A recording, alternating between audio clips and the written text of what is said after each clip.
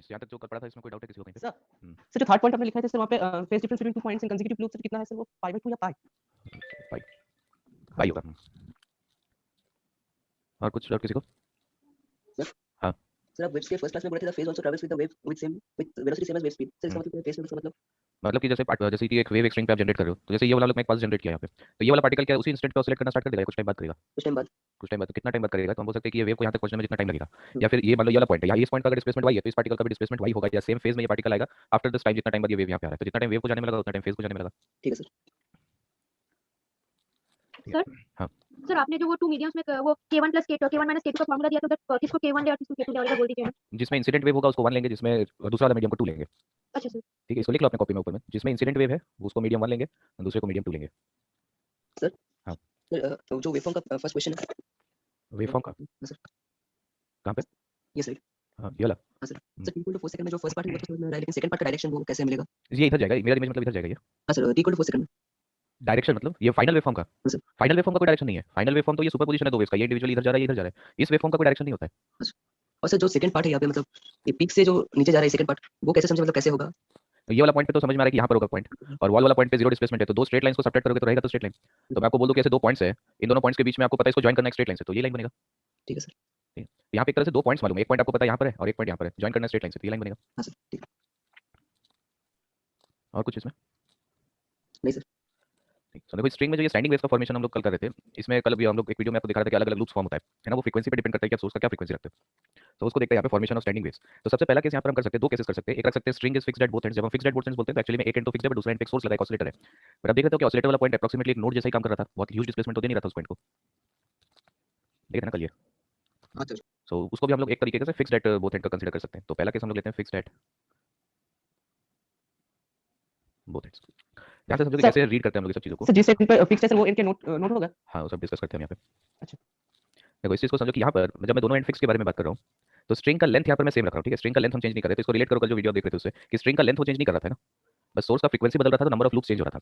तो मान लो कि स्ट्रिंग का लेंथ है L, स्ट्रिंग में टेंशन है T, तो हर एक केस में स्ट्रिंग का लेंथ सेम है, स्ट्रिंग में टेंशन सेम है। तो ये बता सकते हैं हम लोग क्या स्पीड हर केस में सेम होगा? क्योंकि वेव का स्पीड डिपेंड करता है मीडियम में, मीडियम हम चेंज कर नहीं रहे, टेंशन हम चेंज कर नहीं रहे, तो वेव स्पीड सेम रहने वाला है। हां सर। ठीक है, तो यहाँ पे अगर हम ये सोचे कि अगर मैं दोनों एंड को फिक्स कर दूँ तो जो एंड फिक्स्ड है वो वाला पार्टिकल तो बिल्कुल भी डिस्प्लेस नहीं हो सकता, उसका डिस्प्लेसमेंट जीरो रहेगा। तो डेफिनेटली वहाँ पर एक नोड जरूर बनेगा, है ना, दोनों एंड पर नोड बनेगा। हर एक केस में दोनों एंड पर नोड बनना चाहिए। सर लेंथ चेंज करने से टेंशन चेंज हो जाएगा क्या? नहीं ऐसा नहीं है, लेंथ चेंज करने के बाद टेंशन तो आप इस तरीके से कर सकते हो कि एक स्ट्रिंग है, एक पुली लगा दो, एक ब्लॉक हैंग कर दो, तो जब तक ब्लॉक का मास नहीं बदलोगे तब तक टेंशन नहीं बदलेगा इसमें। हां सर समझ गया।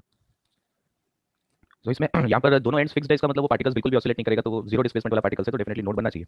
तो अब हम बोल सकते हैं कि सबसे सिंपलेस्ट वेव फॉर्म या मिनिमम नंबर ऑफ लूप्स आप क्या बना सकते हो। पहला केस हमेशा बनाएंगे कि मिनिमम नंबर ऑफ लूप्स हम कितना बना सकते हैं। अगर दो नोड बनना है, आपको दिख रहा है कि दो नोड्स है, तो उसके बीच में सबसे मिनिमम नंबर ऑफ लूप्स क्या 1 हो सकता है? हां सर। है ना, आप हाफ लूप तो बना नहीं सकते यहाँ पर। क्या हाफ लूप बनाना पॉसिबल होगा? नहीं सर। नहीं होगा। तो अगर हाफ लूप बना दोगे तो दोनों एंड पे नोड नहीं आएगा। फिर इसका नेक्स्ट हायर वेव फॉर्म कैसे बना सकते हैं? Sir 2 loop. 2 लूप होगा। क्या इसके बीच में और कुछ भी बना सकते हैं हम लोग? पॉसिबिलिटी होगा इस चीज़ का, इसके बीच में कुछ भी दूसरा वेव फॉर्म बनाने का? 1 एंड हाफ बना सकते हो क्या? नहीं सर। नहीं बना सकते 1 एंड हाफ। तो ये इस तरीके से इसमें आगे बढ़ना है। इसका नेक्स्ट हायर में जाएंगे तो हम लोग क्या बनेंगे? 3 लूप बनेगा यहाँ पे।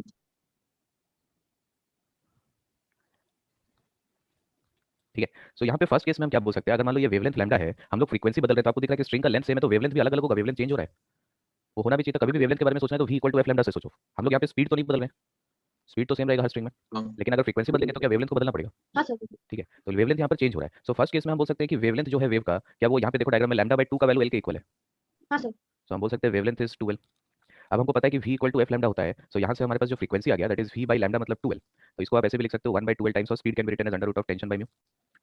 ठीक है, तो एक पर्टिकुलर फ्रीक्वेंसी आप देखो कि ये वाला वेवफॉर्म जनरेट करने के लिए ऐसे कोई आर्बिट्री वैल्यू नहीं है फ्रीक्वेंसी का, एक पर्टिकुलर वैल्यू है फ्रीक्वेंसी का। आप एक टेंशन अगर फिक्स कर दिए, स्ट्रिंग को आपने फिक्स कर दिया, लेंथ इसका फिक्स कर दिया, तब उस टाइम पे एक पर्टिकुलर वैल्यू एग्जिस्ट करता है जिसमें आपको इस तरीके का वाइब्रेशन दिखेगा। ठीक है, जैसे नेक्स्ट केस में जाएंगे तो अगर मान लो यहाँ पर जो वेवलेंथ है, क्या इसका वेवलेंथ को हम लोग l के इक्वल बोल सकते हैं? एक वेवलेंथ है लेंथ l। हां सर। ठीक है, तो यहाँ पर हमारे पास फिर से मैं v = f लैम्डा का अगर यूज करूंगा तो मैं बोल सकता हूँ अब जो फ्रीक्वेंसी हमारे पास क्या वो v/l हो जाएगा। हां सर। ठीक है, तो देखो v/2l था पहला फ्रीक्वेंसी, उसके बाद आ गया v/l, तो इसके बीच में और कोई वैल्यू नहीं है। जैसे v/3l कर दोगे तो आपको क्या स्टैंडिंग वेव मिलेगा? नहीं सर। नहीं मिलेगा। तो स्टैंडिंग वेव का फॉर्मेशन कुछ एक पर्टिकुलर फ्रीक्वेंसीज पे होता है, ऐसे आर्बिट्री हर फ्रीक्वेंसी पे नहीं होता है। ठीक है, दूसरे तरीके से आप देखो कि अगर मैं इस फ्रीक्वेंसी को f0 बोल दूं तो क्या ये फ्रीक्वेंसी 2f0 लिखा हुआ है? हां। ठीक है, तो सपोज f0 का वैल्यू 5 हर्ट्ज आ गया, तो इसका मतलब कि नेक्स्ट हायर वेव फॉर्म मेरे को 10 हर्ट्ज पे मिलेगा, है ना। पर्टिकुलर वैल्यूज आप 6 हर्ट्ज का फ्रीक्वेंसी अगर दोगे तो आपको कोई स्टैंडिंग वेव नहीं दिखेगा। ठीक है, तो there are some particular discrete values of frequency जिस पे आप स्टैंडिंग वेव ऑब्जर्व कर सकते हो यहाँ पे। जैसे लास्ट थर्ड केस में अगेन मैं यहाँ पे लेंथ को l रख रहा हूँ, लेकिन अगर वेवलेंथ लैम्डा है तो 3 λ/2 का वैल्यू l के इक्वल है। हां है ना, सर। एक लूप मतलब कितना लेंथ होता है? एक लूप मतलब λ/2 होता है ना, तो 3 लूप है तो 3 λ/2 का वैल्यू l के इक्वल होगा, या फिर लैम्डा का वैल्यू 12/3 होना चाहिए। तो यहाँ पर अगर फ्रीक्वेंसी हम लोग लिखेंगे so frequency is v by lambda which is 2l/3 ये होगा मतलब 3v/2l। सो ये फ्रीक्वेंसी क्या हमारे पास 3f नॉट आ गया। हाँ सर। ठीक है, सो जो सिंपलेस्ट वेवफॉर्म था, ठीक है, जो मिनिमम नंबर ऑफ लूप्स के करस्पॉन्डिंगली जो फ्रीक्वेंसी था क्या वो मिनिमम फ्रीक्वेंसी है। This f not this is the minimum frequency for standing wave formation. हाँ सर। ठीक है, इसका नेक्स्ट हायर फ्रीक्वेंसीज पे भी हमको स्टैंडिंग वेव मिल रहा है, कुछ पर्टिकुलर डिस्क्रीट वैल्यूज है। यहाँ पर आप देखो कि integral multiple of minimum frequency पे हमको फर्दर स्टैंडिंग वेव्स मिलता जाएगा। नेक्स्ट हायर पे जाओगे तो 4f नॉट पे मिलेगा, उसके बाद 5f नॉट पे मिलेगा। ठीक है, तो कैसे हम लोग इसको रीड करते हैं, बहुत important exam point of view से। देखो जो मिनिमम फ्रीक्वेंसी होता है, आपको ये मिनिमम फ्रीक्वेंसी का बहुत तरीके से क्वेश्चन में लैंग्वेज मिल सकता है। आपको बोल सकता है कि string is oscillating in the minimum frequency value, या फिर it is oscillating such that the number of loops is minimum. ठीक है, समझ में आ रही चीज। हाँ sir. So this frequency is called as fundamental frequency. So हम लोग फंडामेंटल फ्रीक्वेंसी बोलते हैं। तो आपको बोलेगा string is vibrating in fundamental mode, तो फंडामेंटल मोड मतलब ये फर्स्ट केस। इसके बाद ध्यान से देखो कैसे रीड करते हैं। सेकंड वाला जो फ्रीक्वेंसी है क्या वो फंडामेंटल का 2 टाइम्स है। हाँ। सो इसीलिए हम लोग इसको बोलेंगे सेकंड हार्मोनिक। ठीक है, आपको ये देखना है फंडामेंटल का कितना टाइम्स है। जैसे इस फ्रीक्वेंसी को क्या बोलेंगे हम लोग, थर्ड हार्मोनिक। हाँ सर। ठीक है, फंडामेंटल फ्रीक्वेंसी को क्या मैं ऐसा बोल सकता हूँ ये फंडामेंटल का 1 टाइम्स है, इसको बोल सकते हैं ये f नॉट जो लिखा हुआ है f नॉट का 1 टाइम्स है। So this is also called as first harmonic. तो जब आप स्ट्रिंग को वाइब्रेट करते हो, स्टैंडिंग वेव्स उसमें फॉर्म करते हो, तो उसमें हायर हार्मोनिक्स फॉर्म होता जाता है। फ्रीक्वेंसी को इंक्रीज करते जाओगे तो उसमें हायर हार्मोनिक्स फॉर्म होता है। तो सबसे सिंपलेस्ट मोड जिसमें एक स्ट्रिंग वाइब्रेट कर सकता है वो है फर्स्ट हार्मोनिक। ठीक है, अब उसके बाद देखो ये सेकंड वाला वेवफॉर्म पे यहाँ पे पहुंचने के लिए सेकंड वाले में क्या हम फंडामेंटल से एक स्टेप ऊपर गए हैं। हाँ सर। ठीक है, ये सेकंड वेवफॉर्म पे पहुंचने के लिए क्या हम फंडामेंटल से 2 स्टेप ऊपर गए हैं। हाँ सर। ठीक, तो हम इसको रीड करते हैं, जो सेकंड वाला केस है, सेकंड हार्मोनिक वाला केस है, यहाँ पे पहुंचने के लिए हम फंडामेंटल से एक स्टेप ऊपर गए, इसलिए this is also called as first overtone. इसका नाम को ध्यान से समझो कि फर्स्ट ओवरटोन मतलब कि फंडामेंटल से कितना टोन ऊपर हुआ आप, तो फंडामेंटल से एक टोन ऊपर है हम। ठीक है, तो जब आप ओवरटोन देखते हो तो फ्रीक्वेंसी का फंडामेंटल का कितना टाइम्स है उससे मतलब नहीं है। हार्मोनिक जब देखना है तब क्या देखना है कि फंडामेंटल का कितना टाइम्स है। ओवरटोन देखते टाइम ये देखेंगे कि हम लोग फंडामेंटल से कितना स्टेप ऊपर गए। ठीक है, जैसे ये थर्ड हार्मोनिक को क्या यहाँ पे हम लोग बोल सकते हैं सेकंड ओवरटोन। ठीक है, फंडामेंटल से 2 स्टेप ऊपर है या 2 टोन ऊपर है हम। क्लियर है यहाँ तक? ये समझ में कैसे रीड करते हैं हम लोग हार्मोनिक्स और ओवरटोन को। हाँ सर। तो क्वेश्चन यहाँ पे एग्जाम में जब पूछता है तो यूजुअली ओवरटोन्स आपको बता देगा, वेवफॉर्म कभी भी बना के नहीं देगा, या आपको खुद से बनाना पड़ेगा। तो क्वेश्चन में ऐसे रहता है, मान लो आपको बोल दिया string is oscillating in third overtone, तो पहले तो आपको वेवफॉर्म बनाना है, क्योंकि वेवफॉर्म जब तक आप नहीं बनाओगे तब तक आप लैम्डा का वैल्यू नहीं लिख पाओगे। आप लैम्डा और लेंथ में रिलेशन तो तभी लिख पाओगे ना जब आप वेवफॉर्म बनाओगे। ठीक है, तो देखो सबसे बेस्ट तरीका इसमें क्या होता है कि जब आप मान लो आपको बोल दिया oscillating in fifth overtone, seventh overtone, तब आप कैसे डायग्राम बनाते हो। ऐसे नहीं कि एक एक स्टेप आप बनाने बैठे एग्जाम में। अगर आपको बोल दिया कि string is fixed at both ends, तो इसका मतलब जैसे लेफ्ट हैंड से स्टार्ट करेंगे तो लेफ्ट हैंड का डेफिनेटली एक नोड बनेगा। हाँ सर। ठीक हाँ है, सर। तो नोड बनेगा तो मैं इस तरीके से कुछ वेव्स यहाँ पे बना लेता हूँ, कंटिन्यूअस ऐसे वेव्स बना लो।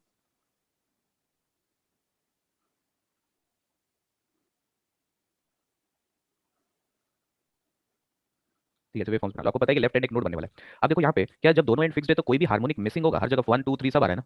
ऐसा तो नहीं हाँ। 1 के बाद 3 आ गया, 3 के बाद 5 आ गया, ऐसा तो नहीं हो रहा है, हर एक हार्मोनिक आ रहा है। हाँ। ठीक है, तो अगर स्ट्रिंग को बोथ एंड फिक्स रखा जाए तब हम बोल सकते हैं कि ऑल हार्मोनिक्स आर प्रेजेंट। ये भी स्टेटमेंट एक बार पूछा गया एग्जाम में। आप देखो कि हर केस में हार्मोनिक्स प्रेजेंट होगा ऐसा जरूरी नहीं है, आप एक एंड फ्री कर दोगे तो कुछ हार्मोनिक्स मिसिंग हो जाता है। तो all harmonics are present if the string is fixed at both ends. तो अब हमको ये पता है कि दूसरा एंड भी हमको एक नोड बनाना है। तो दूसरा एंड भी नोड बनाने का मतलब क्या है कि इस वेवफॉर्म को आप कहां पे कट करोगे, क्या ये सब पॉइंट्स पे नोड वाले पॉइंट्स पे इसको कट करेंगे। तो सबसे पहला वाला नोड पे अगर मैं कट करूंगा तो क्या ये फंडामेंटल मोड के लिए वेवफॉर्म बनेगा। हाँ सर। ठीक है, दूसरा नोड पे कट करूंगा तो क्या ये सेकंड हार्मोनिक के लिए, फर्स्ट ओवरटोन के लिए वेवफॉर्म बनेगा ये पूरा। हाँ सर। यहाँ पे कट करेंगे तो क्या थर्ड हार्मोनिक, यहाँ पे फोर्थ हार्मोनिक, फिफ्थ हार्मोनिक, इस तरह से होगा। तो अगर मैं हार्मोनिक्स के टर्म्स में लिखूंगा सो this will be the first harmonic, this is second harmonic, this is third harmonic, fourth harmonic, fifth, इस तरह से चलेगा। हाँ तो सर। सिर्फ इसी एक डायग्राम से सब हो जाएगा। ऐसा नहीं कि आप फंडामेंटल बनाए फिर उसके बाद नेक्स्ट डायग्राम में आप सेकंड हार्मोनिक बना रहे हो, फिर नेक्स्ट डायग्राम में थर्ड हार्मोनिक बना रहे हो, उसका जरूरत ही नहीं है। और ओवरटोन अगर आप बनाओगे तो ओवरटोन में बस क्या ध्यान रखना है कि फर्स्ट हार्मोनिक में इसको फर्स्ट ओवरटोन नहीं करना है, पहला वाला कुछ नहीं होता ओवरटोन में, इसको स्किप कर देना है। ठीक है, उसके बाद ओवरटोन में बस 1 2 3 ऐसे लिखते जाना है, क्योंकि ओवरटोन तो कभी भी स्किप नहीं होता। ओवरटोन का मतलब है कि हम लोग फंडामेंटल से कितना स्टेप ऊपर गए, तो उसमें तो मिस होने वाला कोई टर्म नहीं है। ठीक है, सो ओवरटोन में 1 2 3 4 5 इस तरह से चलेगा। तो आपको बोल दिया string is vibrating in fourth overtone, तो आपको डायरेक्टली यहाँ पे दिख रहा है फोर्थ ओवरटोन मतलब 1 2 3 4 5 लूप बनेगा, है ना। तो 5 लूप मतलब अगर वेवलेंथ लैम्डा है तो इसका स्ट्रिंग का लेंथ कितना हो गया, 5 लैम्डा/2। हाँ सर। ठीक है, तो ये एग्जाम में काफी टाइम बचाएगा ये वाला, इस तरीके से एक एक अलग अलग डायग्राम नहीं बनाना है आपको। समझ में आया क्या ये? हाँ सर। नेक्स्ट देखो और एक केस हमारे पास क्या हो सकता है कि स्ट्रिंग का एक एंड हमारे पास फिक्स है और एक एंड फ्री है। तो ऑब्वियसली दोनों एंड फ्री का तो कोई केस होता नहीं है स्ट्रिंग में, तो एक एंड तो फिक्स होगा ही होगा। सेकंड केस पे चलते हैं, वन एंड इज फ्री। दोनों एंड फ्री कर सकते हैं। हाँ, साउंड में कर सकते हैं ना दोनों। हाँ साउंड में कर सकते हो, साउंड में दोनों एंड फिक्स नहीं कर सकते। तो सब में दोनों में एक केस ऐसा है जहाँ पर मतलब दोनों पॉसिबिलिटीज कहीं एग्जिस्ट नहीं करता है कि दोनों एंड फ्री दोनों एंड फिक्स, ऐसा पॉसिबिलिटी नहीं होता कहीं। अब देखो यहाँ पे किस तरह से वेवफॉर्म बनेंगे, एक एंड हमारे पास फिक्स्ड है और एक एंड फ्री है। तो जो एंड फिक्स्ड है क्या यहाँ पे हमेशा नोड बनेगा, और जो एंड फ्री है क्या वो सबसे ज्यादा ऑसिलेट करेगा। हाँ सर। तो यहाँ पर हमेशा एंटी नोड बनेगा। हाँ सर। सो यहाँ पर हो गया हमारे पास node, this is antinode, node, antinode. अब सबसे सिंपलेस्ट वेवफॉर्म में क्या बना सकता हूँ यहाँ पे, सर हाफ लूप। ऐसे हाफ लूप, ये होगा हाफ लूप। इसके बाद नेक्स्ट हायर में जाएंगे तो क्या होगा, एक लूप और एक हाफ। हाँ सर। इसके बीच में और कुछ बना सकते हैं हम, नहीं। इसका नेक्स्ट वाले में जाएंगे तो क्या हो जाएगा, 2 लूप और एक हाफ। ठीक है, अब इसको भी देखो कंपेयर करते हैं यहाँ पे कि जो मैं आपको बोला जो मेथड था, देखो आपको दिख रहा है कि लेफ्ट हैंड यहाँ पर नोड है, तो मैं यहाँ पे वेवफॉर्म बनाना स्टार्ट करूंगा, ऐसे नोड से स्टार्ट करता हूँ।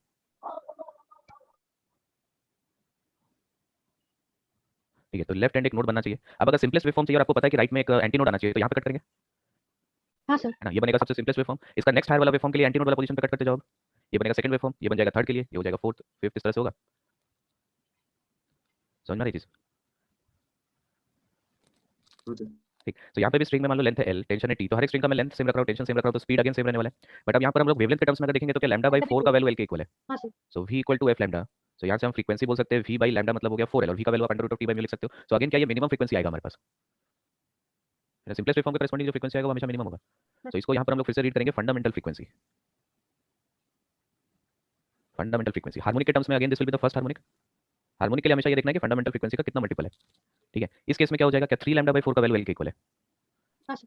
ठीक है, तो यहाँ से हमारे पास फ्रीक्वेंसी आ जाएगा 3v बाई 4l आएगा। अरे मतलब ये फंडामेंटल का 3 टाइम्स आ रहा है क्या? तो हार्मोनिक कितना हो गया, third harmonic. So second harmonic अब नहीं आया है ना, सेकंड हार्मोनिक मिसिंग है। ओवरटोन क्या बोलेंगे इसको? हाँ, फर्स्ट ओवरटोन। ओवरटोन के लिए ये देखना है फंडामेंटल से कितना स्टेप ऊपर गए हम। यहाँ पर कैलकुलेट करो जरा, फ्रीक्वेंसी क्या आएगा? 5f0 5f0 आ रहा है। हाँ सर 5 सो इसको हम बोलेंगे फिफ्थ हार्मोनिक, और सेकंड ओवरटोन हो जाएगा ये। हाँ सर। ठीक, तो कभी भी आप इसको जनरल ऐसे याद रखो, अगर दोनों एंड फिक्स हो या दोनों एंड फ्री हो तब उस केस में कभी भी कोई हार्मोनिक मिस नहीं होता है। लेकिन एक एंड फिक्स और एक एंड क्लोज ऐसे ऑपोजिट रहेगा तब उस टाइम पे हमेशा इवन हार्मोनिक्स मिस हो जाएगा। ठीक है, मिस हार्मोनिक मिस होगा, बट कौन सा मिस होगा, इवन की odd? Even number of harmonics will be missing. Overtone तो दोनों में से किसी में मिस नहीं होगा। ओवरटोन का मतलब क्या है? ओवरटोन मतलब कि फंडामेंटल से कितना टाइम्स ऊपर गए हम, तो उसमें तो मिस होने वाला कोई चीज नहीं है ना। हाँ सर। ठीक तो है, ये पे हार्मोनिक किसको बोल रहे हैं सर? हार्मोनिक मतलब ये फंडामेंटल का कितना टाइम्स है। अच्छा। सो अगर एक एंड फ्री है तब अगर मान लो कि आप हार्मोनिक्स लिखना चाहो तो आपको पता है कि पहला वाला तो फर्स्ट हार्मोनिक आ गया, लेकिन एक एंड ओपन एक एंड फ्री में इवन हार्मोनिक्स मिस हो जाएगा, तो 1 के बाद 3 आएगा। ठीक है, फिर 5 7 9 इस तरह से आएगा। हाँ सर। ठीक है, अगर आप ओवरटोन बनाओगे तो पहले वाले में कभी भी ओवरटोन नहीं लिखना है, उसके बाद 1 2 3 4 इस तरह से ओवरटोन चलेगा। समझ में आया क्या ये? हाँ सर। तो इसको बहुत जगह जनरलाइज भी कर देते हैं बुक्स में, लेकिन मैं कभी ये चीज़ नहीं बोलता कि आप इसको जनरलाइज करो। बुक्स में लिख देते हैं कि जैसे मान लो ये अगर nth ओवरटोन है, ठीक है, अगर ये nth ओवरटोन है तो हार्मोनिक कौन सा हो गया? तो 2n+1 2n+1 हार्मोनिक। ठीक है, लेकिन इसमें ये जो इस तरीके से लिखते हैं कि nth ओवरटोन और 2n+1 हार्मोनिक, ये आपको एग्जाम में कुछ भी हेल्प नहीं करने वाला है। ठीक है, तो इसमें मत रहना। लेकिन अगर पूछ ही लिया कि अगर एक एंड फ्री है और एक एंड फिक्स्ड है तो nth ओवरटोन ऑसिलेट कर रहा है तो हार्मोनिक क्या होगा, तब ये काम आ सकता है वहाँ पे। मतलब अगर क्वेश्चन पॉइंट ऑफ व्यू से ही पूछना है तब काम आ सकता है। वैसे यहाँ पर भी आप बोल सकते हो जैसे कि अगर ये हमारे पास nth ओवरटोन है तो हार्मोनिक कितना हो गया? n 1th harmonic. ठीक है, अब ध्यान रखना बुक में उल्टा भी मिल सकता है, तो ऐसा नहीं कि आप ये सब चीज़ कुछ याद करो। बुक में मान लो हार्मोनिक को nth हार्मोनिक बोल दिया तो ओवरटोन n-1 हो जाएगा। ठीक है, वैसे आंख बंद करके रट्टा मत लगाओ चीज़ों को, समझो यहाँ पे क्या हो रहा है, क्योंकि आगे साउंड वेव्स में भी ये कंसेप्ट आएगा, तो आप याद करना, जितना याद करोगे उतना कंफ्यूज होगे इसमें। हो गया यहाँ तक? तो अब देखिए इसको यूज कैसे करेंगे हम लोग ये सब चीज़ों को क्वेश्चन में। इसे क्वेश्चन से स्टार्ट करते हैं, एक सिंपल मेंस लेवल का क्वेश्चन से स्टार्ट करते हैं इसको पहले। तो यहाँ पे आपको बोला है कि एक स्ट्रिंग है which is oscillating in the fundamental mode, ठीक है, जिसका फ्रीक्वेंसी है f0। तो ये जो हॉरिजॉन्टल स्ट्रिंग आपको दिख रहा है ये स्ट्रिंग ऑसिलेट कर रहा है in the fundamental mode. Now if the block is immersed in a liquid of density d/2 find the new fundamental frequency. अब यहाँ पर देखो ये जो स्ट्रिंग हॉरिजॉन्टल स्ट्रिंग हमको दिया इसका लेफ्ट एंड तो वॉल के साथ फिक्स्ड है, तो इसका मतलब यहाँ पर तो डेफिनेटली नोड बनेगा। ठीक है, और जो राइट वाला पॉइंट है यहाँ पे, इस राइट पॉइंट पे क्या होगा? नोड बनेगा सर। एंटी नोड नहीं बनेगा, ये तो फ्री एंड नहीं है, ये पुली के ऊपर जा रहा है ना, तो पुली के ऊपर तो ऑसिलेट नहीं करेगा ना स्ट्रिंग। अच्छा हाँ सर। ठीक है, तो यहाँ पर भी नोड बनेगा। ठीक है, तो स्ट्रिंग का लेंथ आपको l बोल दिया और आपको बोल दिया it is oscillating in fundamental mode. तो फंडामेंटल मोड का मतलब क्या, यहाँ पे एक लूप होगा, दो नोड के बीच में ऑसिलेट कर रहा है। हाँ सर। ठीक है, वेवफॉर्म आपको खुद से बनाना है, कभी भी वेवफॉर्म एग्जाम में नहीं देगा। तो यहाँ पर हम क्या बोल सकते हैं कि लैम्डा का वैल्यू 12 के इक्वल है। ठीक है, हाँ तो सर। वेव का स्पीड कितना हो जाएगा? क्या स्पीड हमारे पास under root of tension divided by mu होता है। ठीक, यहाँ पे कितना टेंशन है स्ट्रिंग में? mg का टेंशन है। ठीक, तो यहाँ पे फंडामेंटल फ्रीक्वेंसी f0 पे ऑसिलेट कर आपको बोल दिया, तो f0 मतलब क्या, v बाय लैम्डा। तो ये हो जाएगा 1/2l times of under root of tension मतलब हो गया mg divided by mu. Clear है ये चीज? हाँ सर। ठीक, इसके बाद आपको बोल दिया कि when immersed in a liquid, तो लिक्विड में ब्लॉक को इमर्स करने के बाद क्या टेंशन बदल जाएगा? हाँ सर, पॉइंट फोर्स आ जाएगा। बायनेंसी फोर्स आएगा, तो अब मैं टेंशन का इसका वेट mg माइनस बायनेंसी फोर्स लिख सकता हूँ। हाँ सर। अब बायनेंसी फोर्स को हम क्या बोल सकते हैं कि हो जाएगा density of liquid into volume of the block into g। हाँ सर। तो क्या डेंसिटी आपको ब्लॉक का अगर यहाँ पे d बोल दिया है तो d into volume of block मतलब क्या, इसका मास हो गया।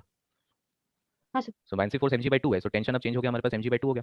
अब आपको अभी भी बोल रहा है कि find the new fundamental frequency, इसका मतलब अभी भी वन लूप ही बनेगा। ठीक है, तो लैम्डा इक्वल टू 12 का इक्वेशन अभी भी होल्ड कर रहा है, तो इसका मतलब कि जो नया फ्रीक्वेंसी आएगा फंडामेंटल फ्रीक्वेंसी उसका वैल्यू क्या रहेगा, क्या 1/12 का टर्म तो रहेगा, बस टेंशन का वैल्यू चेंज हो जाएगा। हाँ इसको सर। mg/2 में कर देंगे हम लोग, तो ये पहला वाला फंडामेंटल फ्रीक्वेंसी का 1/√2 टाइम्स हो गया। यही हो रहा है ना? हाँ सर। कोई डाउट यहाँ पे किसी को?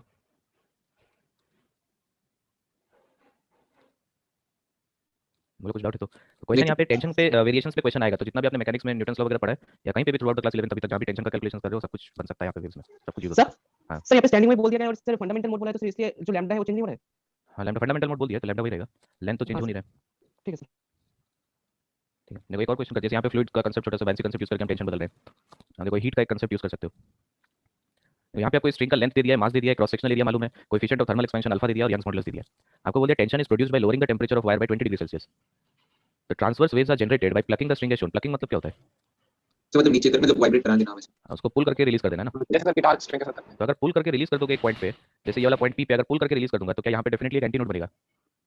हाँ सर। हाँ सर। पुल करके रिलीज करना मतलब जब रिलीज करेंगे तो वेलोसिटी 0 हाँ सर। और एसएचएम कर रहा है पार्टिकल्स तो वेलोसिटी 0 होता है एक्सट्रीम पोजीशन पे। ठीक है, तो यहाँ पर देखो ऑल्दो इस चीज को बहुत ध्यान से समझो कि एक स्ट्रिंग है जिसका दोनों एंड फिक्स्ड है, ठीक है, लेकिन फिर भी आप लोग एक बार इसको सॉल्व करो, एक मिनट रुको।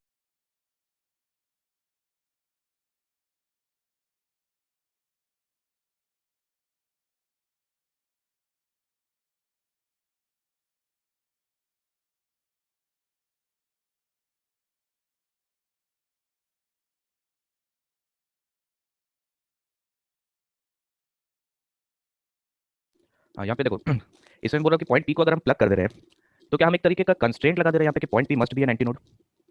हाँ सर। और पॉइंट पी यहाँ पे 1/4 मीटर पे फ्रॉम वन एंड, लेकिन अगर कोई कंस्ट्रेंट नहीं लगाया जाए तो क्या anti node exactly mid point पे आएगा? हाँ। क्योंकि दोनों तरफ तो नोड डेफिनेटली होगा ना, दोनों एंड तो फिक्स्ड है। हाँ सर। तो इस चीज को ध्यान से समझना है यहाँ पे कि आपको बोल रहा है find the frequency of vibration if the wire oscillates with minimum number of loops possible. तो minimum number of loops possible मतलब कि फंडामेंटल फ्रीक्वेंसी पूछ रहा है। हाँ। तो एक गलती तो ये होता है कि मिनिमम लूप दिख गया मतलब ऐसा लूप बना दिया। यहाँ पर ऐसा नहीं है, आपको क्वेश्चन में कंडीशन दिया है कि point P must be an anti node, तो आप तो अगर ऐसा एक लूप बना दोगे तो पॉइंट पी तो एंटी नोड बना ही नहीं। सर मिनिमम तो 2 लूप होगा ना। वो कितना होगा वो तो इस क्वेश्चन के डेटा के हिसाब से हो सकता है, यहाँ पे 2 होगा लेकिन जरूरी नहीं है 2 होगा। ठीक है, तो आपको ये चीज कैसे चेक करते हैं वो अभी और धीरे धीरे पता चलेगा कि कितना लूप्स होगा वो हम कैसे कैलकुलेट करते हैं। तो यहाँ तक समझ में आ रहा है कि पॉइंट पी हम लोग फोर्सफुली पॉइंट पी को एक एंटी नोड बना रहे हैं। हाँ सर। ठीक, अब देखो कि यहाँ पर आपको 2 लूप होगा या 3 लूप होगा, इसका एक जनरल मेथड बताता हूँ कैसे पता चलेगा। Point P this must be an anti node. ठीक है, जनरल मेथड को समझो। लेफ्ट मोस्ट एंड एक नोड है, पॉइंट पी पर एक एंटी नोड है, तो अगर आप वेवफॉर्म ऐसे ड्रॉ करोगे, ऐसे वेवफॉर्म ड्रॉ करोगे तो एक एंड नोड बनना चाहिए और राइट वाला एंटी नोड बनेगा, लेकिन कितना लूप्स बनेगा वो मैं अभी स्टार्टिंग में नहीं बता सकता। तो हो सकता है कि हाफ लूप भी बन रहा हो, या फिर हो सकता है एक कंप्लीट लूप और एक हाफ लूप बन रहा हो, या फिर हो सकता है कि 2 लूप और एक हाफ लूप बन रहा हो। ये होगा ना? हाँ सर। ठीक है, लेकिन क्या मैं ऐसे बोल सकता हूँ कि लेटर से यहाँ पर m number of complete loops है? समझ लो, यहाँ पे मैं क्या बोल रहा हूँ, लेफ्ट साइड में m number of complete loops है। जैसे मान लो कि अगर ये वाला केस आप यहाँ पर लेते हैं, दैट इज ये वाला केस, तो इसका मतलब कि 2 लूप्स कंप्लीट है और एक हाफ लूप होगा। हाँ। ठीक है, तो वैसे ही अगर मैं बोल रहा हूँ कि राइट साइड में लेटर से there are n number of loops, तो ये लेंथ आपको 1/4 मीटर बोल दिया है, टोटल लेंथ 1 मीटर दिया है, तो ये हमारे पास 3/4 मीटर हो जाएगा। हाँ। क्लियर है ये बात यहाँ तक? ठीक है, तो लेफ्ट वाला साइड के करस्पॉन्डिंगली हम क्या लिख सकते हैं इस लेफ्ट पोर्शन में, अगर m number of complete loops है हमारे पास और वेवलेंथ अगर लैम्डा है, तो सोचो एक लूप का लेंथ होता है λ/2, तो m number of complete loops का लेंथ हो जाएगा m λ/2। हाँ सर। और उसमें एक हाफ लूप ऐड होगा λ/4 होगा, एक हाफ लूप भी ऐड होगा, तब ये टोटल लेंथ 1/4 मीटर बनेगा। हाँ सर। समझ में आ रही चीज? बोले इसमें कोई डाउट यहाँ तक किसी को? सर मैं रिपीट कीजिए मेरा नेटवर्क। हाँ?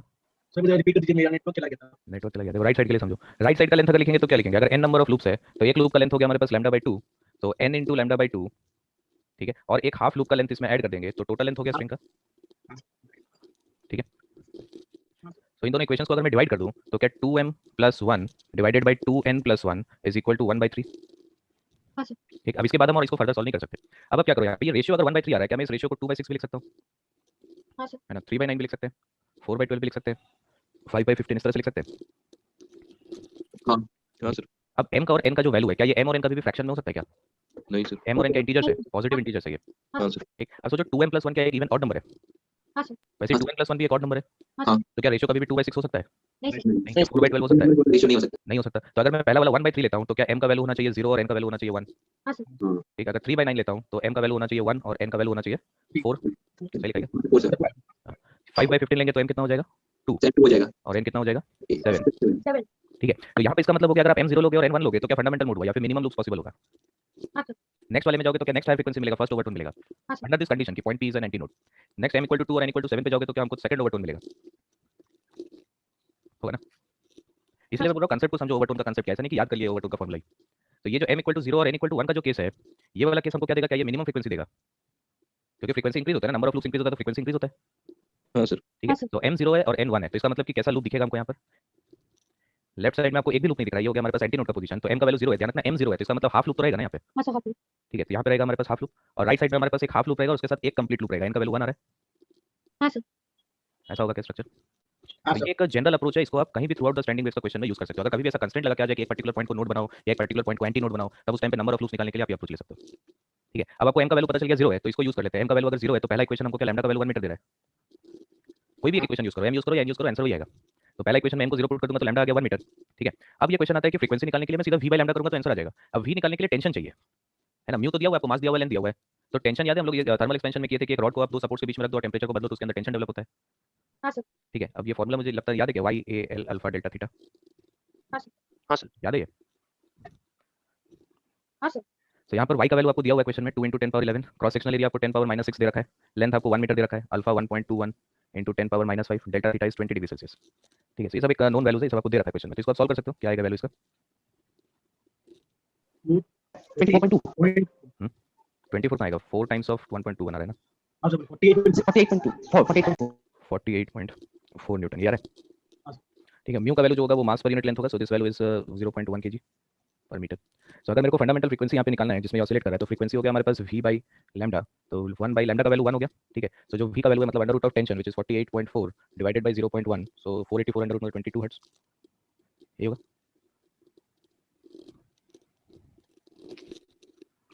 समझ में? अगर एक बार m का वैल्यू मिल गया उसके बाद फ्रीक्वेंसी निकालना बहुत आसान है, बस यहाँ तक पहुंचेंगे कैसे m का, ये कंसेप्ट को देखो कैसे पहुंचे वहाँ तक। Sir d equal to y a alpha into delta 3 नहीं हाँ एक सर, तो हाँ कैंसिल सर, एल का टर्म नहीं होगा ना? हाँ सर। एल का टर्म नहीं आ रहा है sir. Delta l by l था डेल्टा एल बाई एल, हाँ sir, y by l. Alpha into delta theta ये डेल्टा एल आता ना, अगर हीट ट्रांसफर देते तो इतना चेंज आता है हमारे पास, हाँ sir, delta l by modulus हो जाता है t बाई a, अच्छा into delta l by l होता है यहाँ पे लेंगे।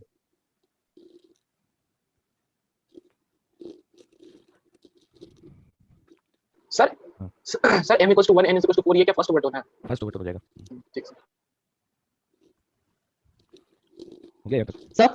सर यहाँ पे स्टैंडिंग वेव भी जनरेट होगा सर, ये कैसे पता? मतलब सर हम तो यहाँ पे जो सर फ्रीक्वेंसी है सर वो स्टैंडिंग वेव के साथ मैच करना चाहिए, तभी तो स्टैंडिंग वेव आएगा ना सर। हाँ, ये फ्रीक्वेंसी तो स्टैंडिंग वेव अज्यूम करके तो कैलकुलेट किए, तो अगर पॉइंट पी को फोर्सफुली एंटीनोड रखोगे तो इस फ्रीक्वेंसी पे स्टैंडिंग वेव आएगा।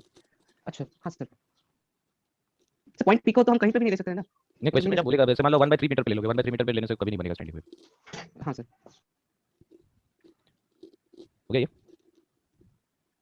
तो ऐसा एक सिमिलर क्वेश्चन आप लोग ट्राई करना है इसको घर पे, ये लूप्स वाला कंसेप्ट है, एक बार ट्राई करना है इसको। देखो अब यहाँ पर एक और क्वेश्चन देखते हैं, इंपॉर्टेंट है ये कंसेप्ट। जैसे इससे पहले जो पहला क्वेश्चन था वैसे सिमिलर क्वेश्चन है, लेकिन अब यहाँ पर एक कंपोजिट स्ट्रिंग लगा दिया गया। तो कंपोजिट स्ट्रिंग लगा के ब्लॉक के साथ इसको हैंग कर दोगे तो क्या ये दोनों स्ट्रिंग में टेंशन सेम होगा? हाँ सर। ठीक है, टेंशन सेम रहेगा। तो आपको दोनों स्ट्रिंग का लेंथ दे दिया और आपको बोल दिया क्रॉस सेक्शनल एरिया दोनों का सेम है 10⁻², डेंसिटी अलग अलग है, and find the lowest frequency for the formation of standing wave such that the junction is a node. तो ये कंडीशन आपको चेंज होता हुआ दिख सकता है, जैसे कि पॉइंट पी आपको नोड बोल दिया, हो सकता है एंटी नोड बोल दिया जाए। तो किस तरह से हम अप्रोच करेंगे इसको? अगेन यहाँ पर देखो मिनिमम फ्रीक्वेंसी लोएस्ट फ्रीक्वेंसी पूछ रहा है, इसका मतलब कि कितना लूप्स बनेगा वो पहले निकालना है यहाँ पे। अब फिर से अब मैं ये बोल सकता हूँ कि ये जो एंड है लेफ्ट मोस्ट एंड, ये डेफिनेटली एक नोड बनेगा, और जो राइट मोस्ट पॉइंट है क्या ये भी एक नोड बनेगा? हाँ सर। ठीक है, अब जंक्शन वाला पॉइंट आपको यहाँ पर एक कंडीशन दे दिया कि it must be a node. तो इसका मतलब मैं लेफ्ट वाला पोर्शन पे अगर m number of loops assume कर लूं और यहाँ पर n number of loops assume कर लें तो कोई हाफ लूप बनेगा क्या किसी में भी? नहीं सर। नहीं, अगर पॉइंट पे एक नोड है तो कोई हाफ लूप नहीं बनेगा। नहीं ठीक है, तो देखो इक्वेशंस में फर्क क्या पड़ा, यहाँ पे क्या क्या चीजें सेम है दोनों स्ट्रिंग में, पहले वो देखते हैं। देखो टेंशन दोनों जगह सेम है। सर पॉइंट पी नोड होगा, ये मतलब क्वेश्चन में लिखा है। हाँ, ये क्वेश्चन में बोल दिया आपको जंक्शन इज अ नोड। ठीक सर। ठीक है, अब यहाँ पर और क्या पैरामीटर सेम रहेगा? टेंशन सेम है, क्या स्पीड सेम होगा वेव का? नहीं सर। नहीं सर। मीडियम अलग है तो स्पीड डिफरेंट होगा यहाँ पे। क्या सर, ये फ्रीक्वेंसी सेम होगा? हाँ, यहाँ वेव का रिफ्लेक्शन और ट्रांसमिशन नहीं होगा। रिफ्लेक्शन ट्रांसमिशन होने के बाद ही तो स्टैंडिंग वेव बनता है। ठीक है सर। क्या यहाँ पे वेलोसिटी स्पीड अलग अलग होगा? क्या फ्रीक्वेंसी सेम होगा या डिफरेंट होगा? तो सेम होगा। ठीक होगा सर। सेम होगा फ्रीक्वेंसी। वेवलेंथ डिफरेंट होगा। डिफरेंट होगा क्योंकि speed equal to f lambda होता है, फ्रीक्वेंसी सेम है, स्पीड अलग अलग है तो लैम्डा डिफरेंट होगा डेफिनेटली। ठीक है, तो यहाँ पर देखो लेफ्ट वाला लूप के लिए हम बोल सकते हैं अगर m नंबर ऑफ लूप्स बन रहा है तो n लैम्डा 1/2 इसका वैल्यू L1 है। हाँ सर। अगर मान लो आपको क्वेश्चन में बोल दिया जाता है कि node junction is an anti node तो क्या इक्वेशन बनता? Plus n lambda 1/4 plus lambda 1/4 हो जाता, बस यही फर्क पड़ता। ठीक हाँ है, राइट वाला लूप के लिए हम लिख सकते हैं n lambda 2/2 equal to L2। ठीक है, तो हमारा एम क्या था यहाँ पे, एक रेशियो निकालना m/n, तो डिवाइड कर देंगे तो m/n हो गया L1/L2 इनटू लैम्डा 2/λ1।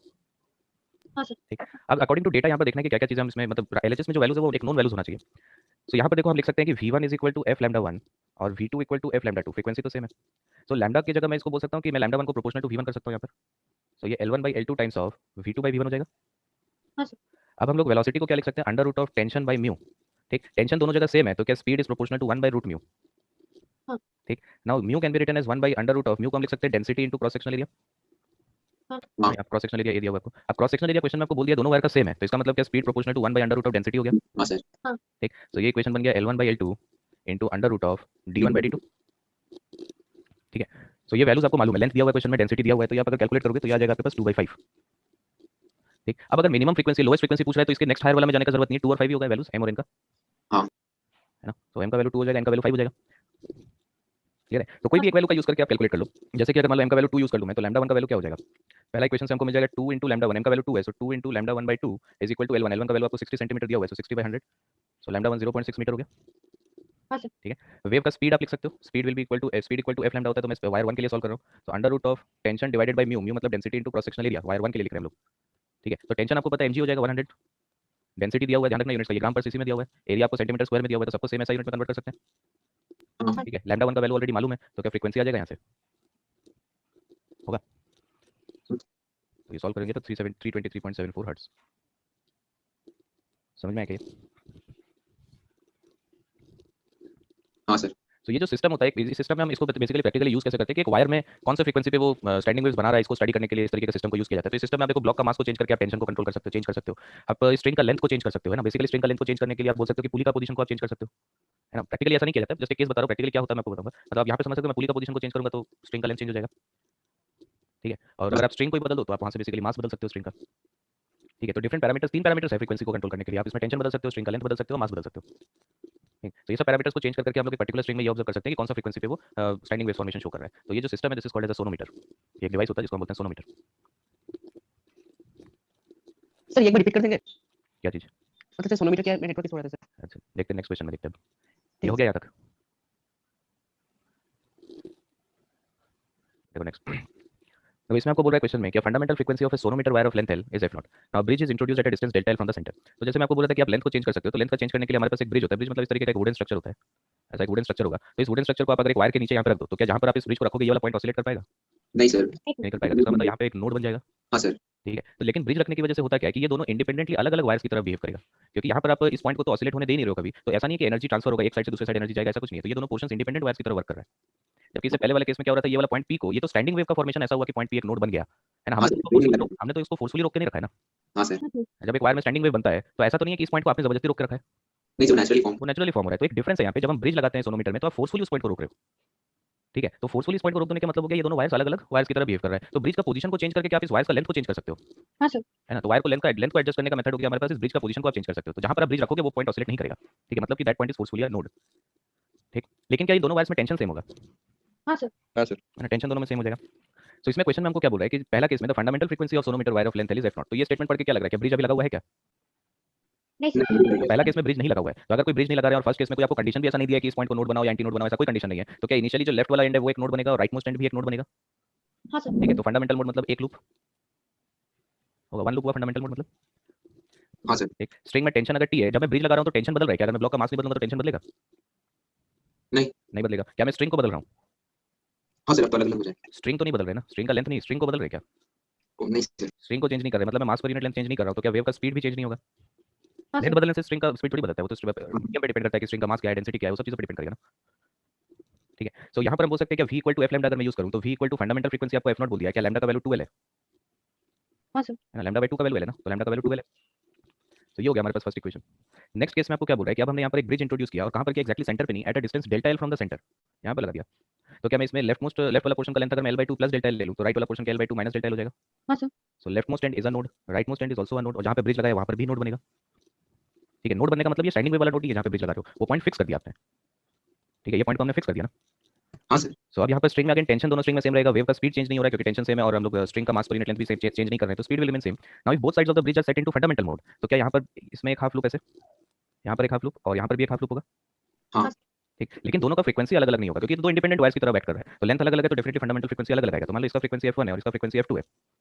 ठीक, सो मैं लेफ्ट वाले स्ट्रिंग के लिए क्या बोल सकता हूँ? Speed is v equal to f1 into lambda, क्या लैम्डा का value 2 times of this length है? हाँ सर। है ना, लैम्डा 1 का वैल्यू क्या हो जाएगा?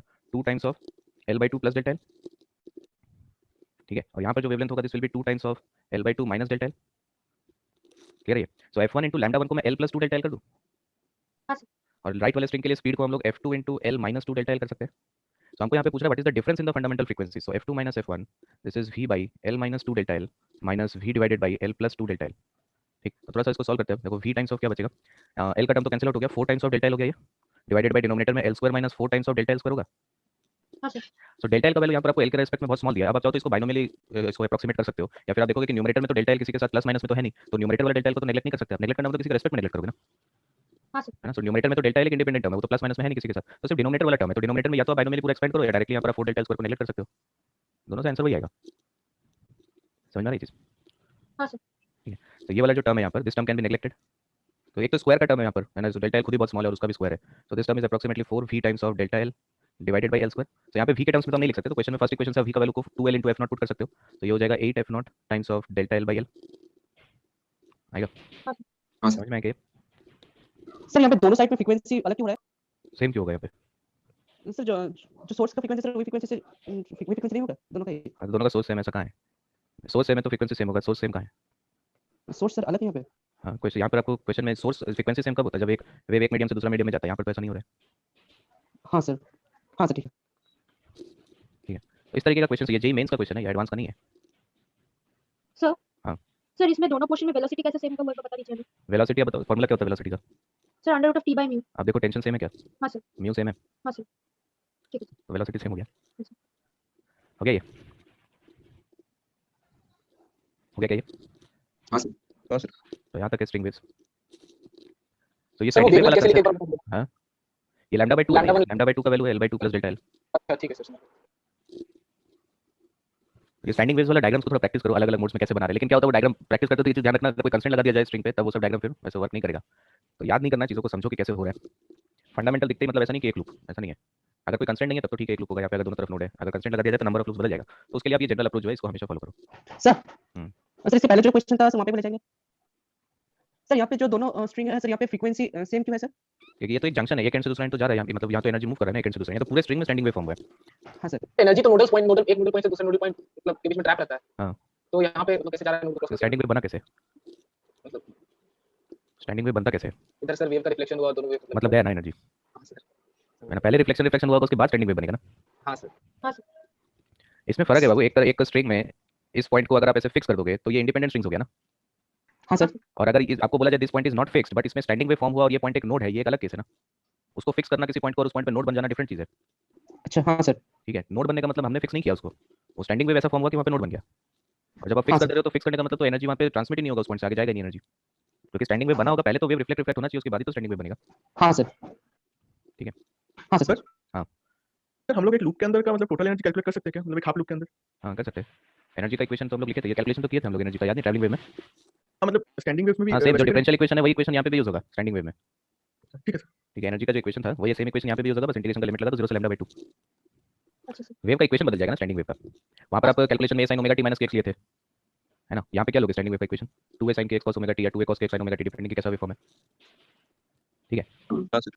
जैसे वाले ये सब वेव फॉर्म जो हम लोग यहाँ पे लिखे थे, ये इसका मेरे को इक्वेशन बता सकते हो? ये वाला पॉइंट अगर x = 0 है, इसका स्टैंडिंग वेव का इक्वेशन क्या है? 2a sin kx sin omega t। 2a sin kx sin omega t, यही होगा।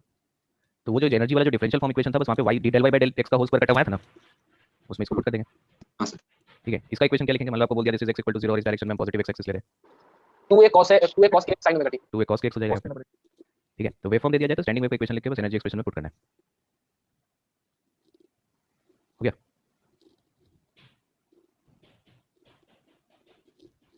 नेक्स्ट देखो साउंड वेव्स में हम लोग स्टार्ट करते हैं। साउंड वेव का कंटेंट स्ट्रिंग वेव से भी ज्यादा है। ठीक है, तो चीजों को समझ at the end of the chapter आपको लगेगा वेव्स बहुत बड़ा चैप्टर है, तो सही में है भी, वेव्स छोटा नहीं है, बहुत बड़ा टॉपिक है।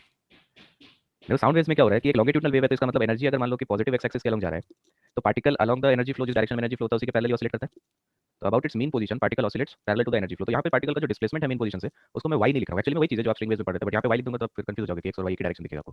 तो मैं इसका डिस्प्लेसमेंट को ईटा लिख रहा हूँ ना, इसका कोई ऐसा स्टैंडर्ड नहीं, आप ईटा लिखो, y लिखो, z लिखो, जो आपका मर्जी लिखो, बट ये ध्यान देना चाहिए कि वो है क्या। तो यहाँ पर हम लिख रहे हैं कि displacement of the particle, x coordinate of the particle, एक पार्टिकल हमने चूज कर लिया, मान लो इसका एक्स कोऑर्डिनेट x, किसी टाइम t पे अगर मेरे को इसका डिस्प्लेसमेंट लिखना है तो this is the displacement of medium particle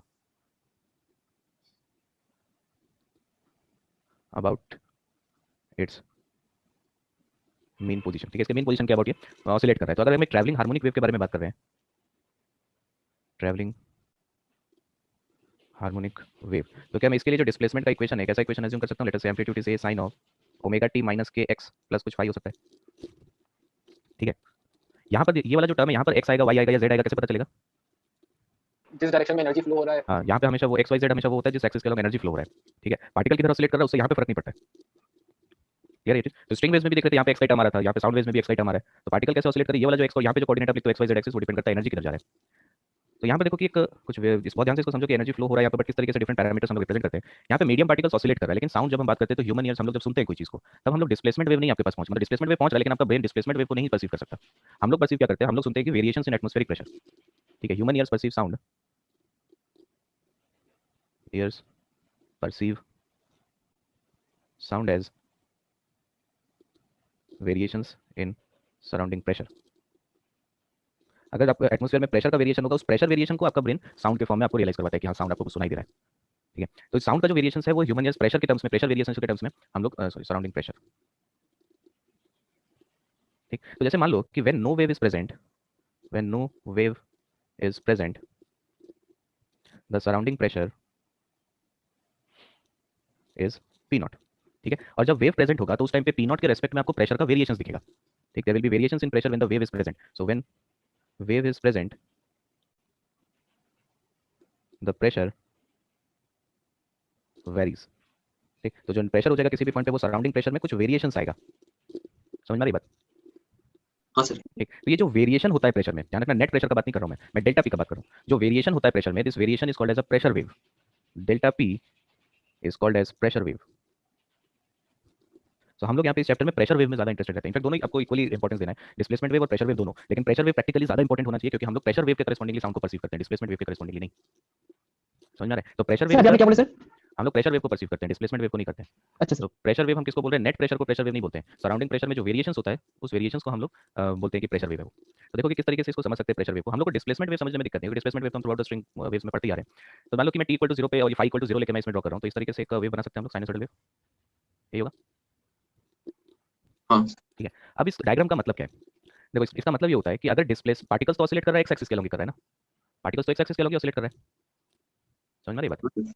इसका मतलब जब डिस्प्लेसमेंट नेगेटिव है, जैसे ये फर्स्ट वाला रीजन में आप देखो डिस्प्लेसमेंट नेगेटिव है, तो नेगेटिव डिस्प्लेसमेंट मतलब है कि पार्टिकल मान लो मीन पोजीशन से लेफ्ट की तरफ जा रहा है। ठीक, डिस्प्लेसमेंट पॉजिटिव का मतलब पार्टिकल मीन पोजीशन से राइट की तरफ जा रहा है। अगेन लेफ्ट का मतलब पार्टिकल्स मीन पोजीशन से लेफ्ट की तरफ जा रहा है। इसका सिग्निफिकेंस समझ में आ रहा है? वेव ऐसे बना दिया तो ऐसे नहीं पार्टिकल ऊपर नीचे कर रहा है, ऐसा नहीं है। हाँ सर। ठीक है, पॉजिटिव डिस्प्लेसमेंट मान लो राइट की तरफ जा रहा है, नेगेटिव डिस्प्लेसमेंट मतलब लेफ्ट की तरफ आ रहा है। अब इसका कंसीक्वेंस क्या हुआ? अब देखो इसमें कंसीक्वेंस ये हुआ कि जैसे मैं इस पॉइंट के बारे में सोचूं, ठीक है, ध्यान रखना कि एक आप मीडियम के बारे में बात करो, जैसे आप अपना एयर मीडियम ले लो, एयर के बारे में बात करो, तो जब उसके थ्रू एक लॉन्गिट्यूडनल वेव मूव कर रहा है तो यहाँ पे इस रीजन के पास जो भी मीडियम पार्टिकल्स था क्या वो एक दूसरे से दूर चला गया? तो सब इस पॉइंट से दूर जा रहे हैं। हाँ सर। है ना? तो अगर इस पॉइंट से दूर चला जाएगा तो क्या यहाँ पर लोकली प्रेशर ड्रॉप हो जाएगा, पी नॉट से कम हो जाएगा? हाँ सर। है ना? तो मैं बोल रहा हूँ कि अगर कोई भी वेव नहीं होता, ठीक, कोई भी वेव नहीं होता, तब इसका मतलब कि कोई डिस्प्लेसमेंट नहीं होता पार्टिकल्स का, कोई वेव नहीं होता, तब उस टाइम पे प्रेशर क्या पी नॉट होता? हाँ सर। तो यहाँ पे जीरो नहीं है। ये मैं बोल रहा हूँ कि अगर प्रेशर नेट प्रेशर प्लॉट कर रहा हूँ मैं, यहाँ पे डेल्टा पी प्लॉट नहीं कर रहा हूँ, तो हमारे पास रेफरेंस प्रेशर है पी नॉट। तो जहाँ पे इस पहला वाला पॉइंट को आप देखोगे तो इस पहला पॉइंट में क्या हो रहा है, पार्टिकल्स इस पॉइंट से दूर चला गया, तो दूर चला गया तो प्रेशर कम हो गया यहाँ पे। ठीक है, तो प्रेशर यहाँ पे कम हो गया, पी नॉट से कम हो जाएगा ना। सेकंड पॉइंट को यहाँ पे देखो, क्या पार्टिकल्स इस पॉइंट के पास आ रहा है? हाँ सर। तो क्या प्रेशर बढ़ जाएगा? हाँ सर। ठीक, ये वाला पॉइंट ओरिजिन वाला जो पॉइंट है यहाँ पे क्या होगा, इसके पहले भी तो वेव है, यहाँ पर हम तो एक क्वेश्चन बनाते हैं ना, तो इससे पहले भी बनाएंगे तो पार्टिकल्स इसकी तरफ ही आ रहे हैं ना, तो प्रेशर इंक्रीज होगा। प्रेशर इंक्रीज होगा, यहाँ पे हो जाएगा। तो अगर मैं एक साइनसॉइडल फंक्शन के लिए बना रहा हूँ तो प्रेशर का भी वेरिएशन हमको एक साइनसॉइडल फंक्शन जैसे दिखेगा, तो यहाँ पर हमको मैक्सिमम मिल रहा है, यहाँ पर हमको मिनिमम मिल रहा है, तो बीच में जरूर जीरो हुआ होगा। हाँ सर। तो जीरो मतलब क्या हो रहा है, वेरिएशन जीरो हुआ होगा, मतलब एक्चुअली यहाँ पे प्रेशर पी नॉट है। इसको अगर ग्राफ को हम लोग प्लॉट करें यहाँ पर, तो ये वाला पॉइंट पे प्रेशर जीरो है कि पी नॉट है? P not. पी नॉट है, जीरो प्रेशर नहीं होगा। आप जब बोलते हो तो एयर में वैक्यूम थोड़ी क्रिएट हो जाता है, जी सर। ऐसा थोड़ी हम बोले वैक्यूम हो गया रूम में, ऐसा थोड़ी होता है। तो वैक्यूम नहीं होता, यहाँ पे ये प्रेशर पी नॉट है, इस तरीके से प्रेशर वेरी करेगा। ठीक है, तो आप देखो कि डिस्प्लेसमेंट कर्व अगर एक साइनसॉइडल फंक्शन है तो प्रेशर कर्व एक कोसाइन फंक्शन है, ये हो रहा है ना। या फिर दूसरे तरीके से बोलने का ये मतलब है कि डिस्प्लेसमेंट वेव और प्रेशर वेव में एक π/2 का फेज डिफरेंस है। हाँ सर। ठीक है, तो यहाँ पर देखो कुछ पॉइंट्स ऐसा है, जैसे ये वाला पॉइंट, इस पॉइंट पे क्या हो गया कि प्रेशर इंक्रीज हो गया, तो इस प्रेशर वेव को हम बोल सकते हैं दिस वेरिएशन, दिस वैल्यू, ये हमारे पास maximum variation in pressure wave है। हाँ सर। ठीक है, तो कोई भी जनरल वैल्यू, ये जो मैंने डेल्टा पी लिखा था यहाँ पे, ये डेल्टा पी, ये वाला वैल्यू है delta P, variation in pressure, मतलब नेट प्रेशर कितना हो गया इस पॉइंट पे, नेट प्रेशर है हमारे पास पी प्लस डेल्टा पी। तो नेट प्रेशर में हम इंटरेस्टेड नहीं है, प्रेशर वेव नेट प्रेशर नहीं होता है, pressure wave is the variation in the pressure, delta P को प्रेशर वेव बोलते हैं। ठीक है, तो जो मैक्सिमम वेरिएशन है प्रेशर में that is delta p not, मतलब आप बोल सकते हो गेज प्रेशर को हम लोग प्रेशर वेव बोलते हैं। समझ में आ रही बात? हाँ। ठीक है, तो ये जो पॉइंट यहाँ पर आपको दिख रहा है, क्या लोकली यहाँ पे प्रेशर मैक्सिमम हो गया है, P not plus delta p not, ये तो मैक्सिमम प्रेशर होगा। हाँ सर। क्या इस पॉइंट पे लोकली प्रेशर मिनिमम हो गया है? हाँ। इस पॉइंट पे फिर से मैक्सिमम हो गया। हाँ सर। अब प्रेशर जहाँ पे ज्यादा होगा, प्रेशर ज्यादा होने का मतलब क्या है, प्रेशर ज्यादा होने का मतलब है कि वहाँ पे के पार्टिकल्स एक दूसरे के पास आ गया, तो क्या एयर का डेंसिटी भी लोकली इंक्रीज हो गया होगा वहाँ पे? हाँ सर। तो जहाँ पे प्रेशर ज्यादा हो गया वहाँ पे डेंसिटी भी ज्यादा हो गया, तो डेंसिटी में भी एक वेरिएशन होगा। हाँ सर। हाँ। डेंसिटी में भी एक वेरिएशन होगा, तो उस वेरिएशन को आप डेंसिटी वेव बोल सकते हो। तो जब हम साउंड वेव बोलते हैं तो ये बेसिकली कलेक्टिव टर्म है, तो यहाँ पे बहुत तरीके के वेव्स को हम लोग देख सकते हैं, डिस्प्लेसमेंट वेव देख सकते हो, प्रेशर वेव देख सकते हो, डेंसिटी वेव देख सकते हो। ठीक है, तो ये जहाँ पर हमको मैक्सिमम प्रेशर लगा, this point is called as compression, जिसको हम सी से रिप्रेजेंट कर सकते हैं। जहाँ पे मिनिमम प्रेशर हो गया, this point is a rarefaction. और इसके बाद फिर से कंप्रेशन आएगा, इसके बाद फिर से रेयर फ्रैक्शन आएगा। इसका मतलब sound waves longitudinal waves travel as a series of compressions and rarefactions. समझ में आई बात? हाँ sir. So longitudinal waves travel as a series of compressions and rarefactions. तो दो कंसेक्यूटिव कंप्रेशन के बीच में जो डिस्टेंस है, क्या वो लैम्डा बोल सकते हैं उसको? हाँ सर। बोल सकते हैं क्या? वैसे दो कंसेक्यूटिव रेयर फ्रैक्शन के बीच में जो डिस्टेंस होगा उसको आप क्या बोल सकते हो? वो भी लैम्डा होगा। हाँ सर लैम्डा। सो कंप्रेशन पे प्रेशर मैक्सिमम हो गया, मतलब नेट प्रेशर यहाँ पर हो जाएगा P not plus delta p not, और रेयर फ्रैक्शन पे प्रेशर मिनिमम हो जाएगा, मतलब P not minus delta p not, मतलब कि कंप्रेशन और रेयर फ्रैक्शन के बीच में एक पॉइंट ऐसा जरूर आएगा जहाँ पे प्रेशर पी नॉट हुआ होगा, हाँ सर, है ना। तो ये क्वेश्चन एग्जाम में पूछता है, बहुत लोग जीरो टिक करके आते हैं इसको कि कंप्रेशन और रेयर फ्रैक्शन के बीच में प्रेशर जीरो हो गया, जीरो नहीं हुआ है, वहाँ पे सराउंडिंग प्रेशर जो एटमॉस्फेरिक प्रेशर वो है, ठीक है, समझ में ये बात।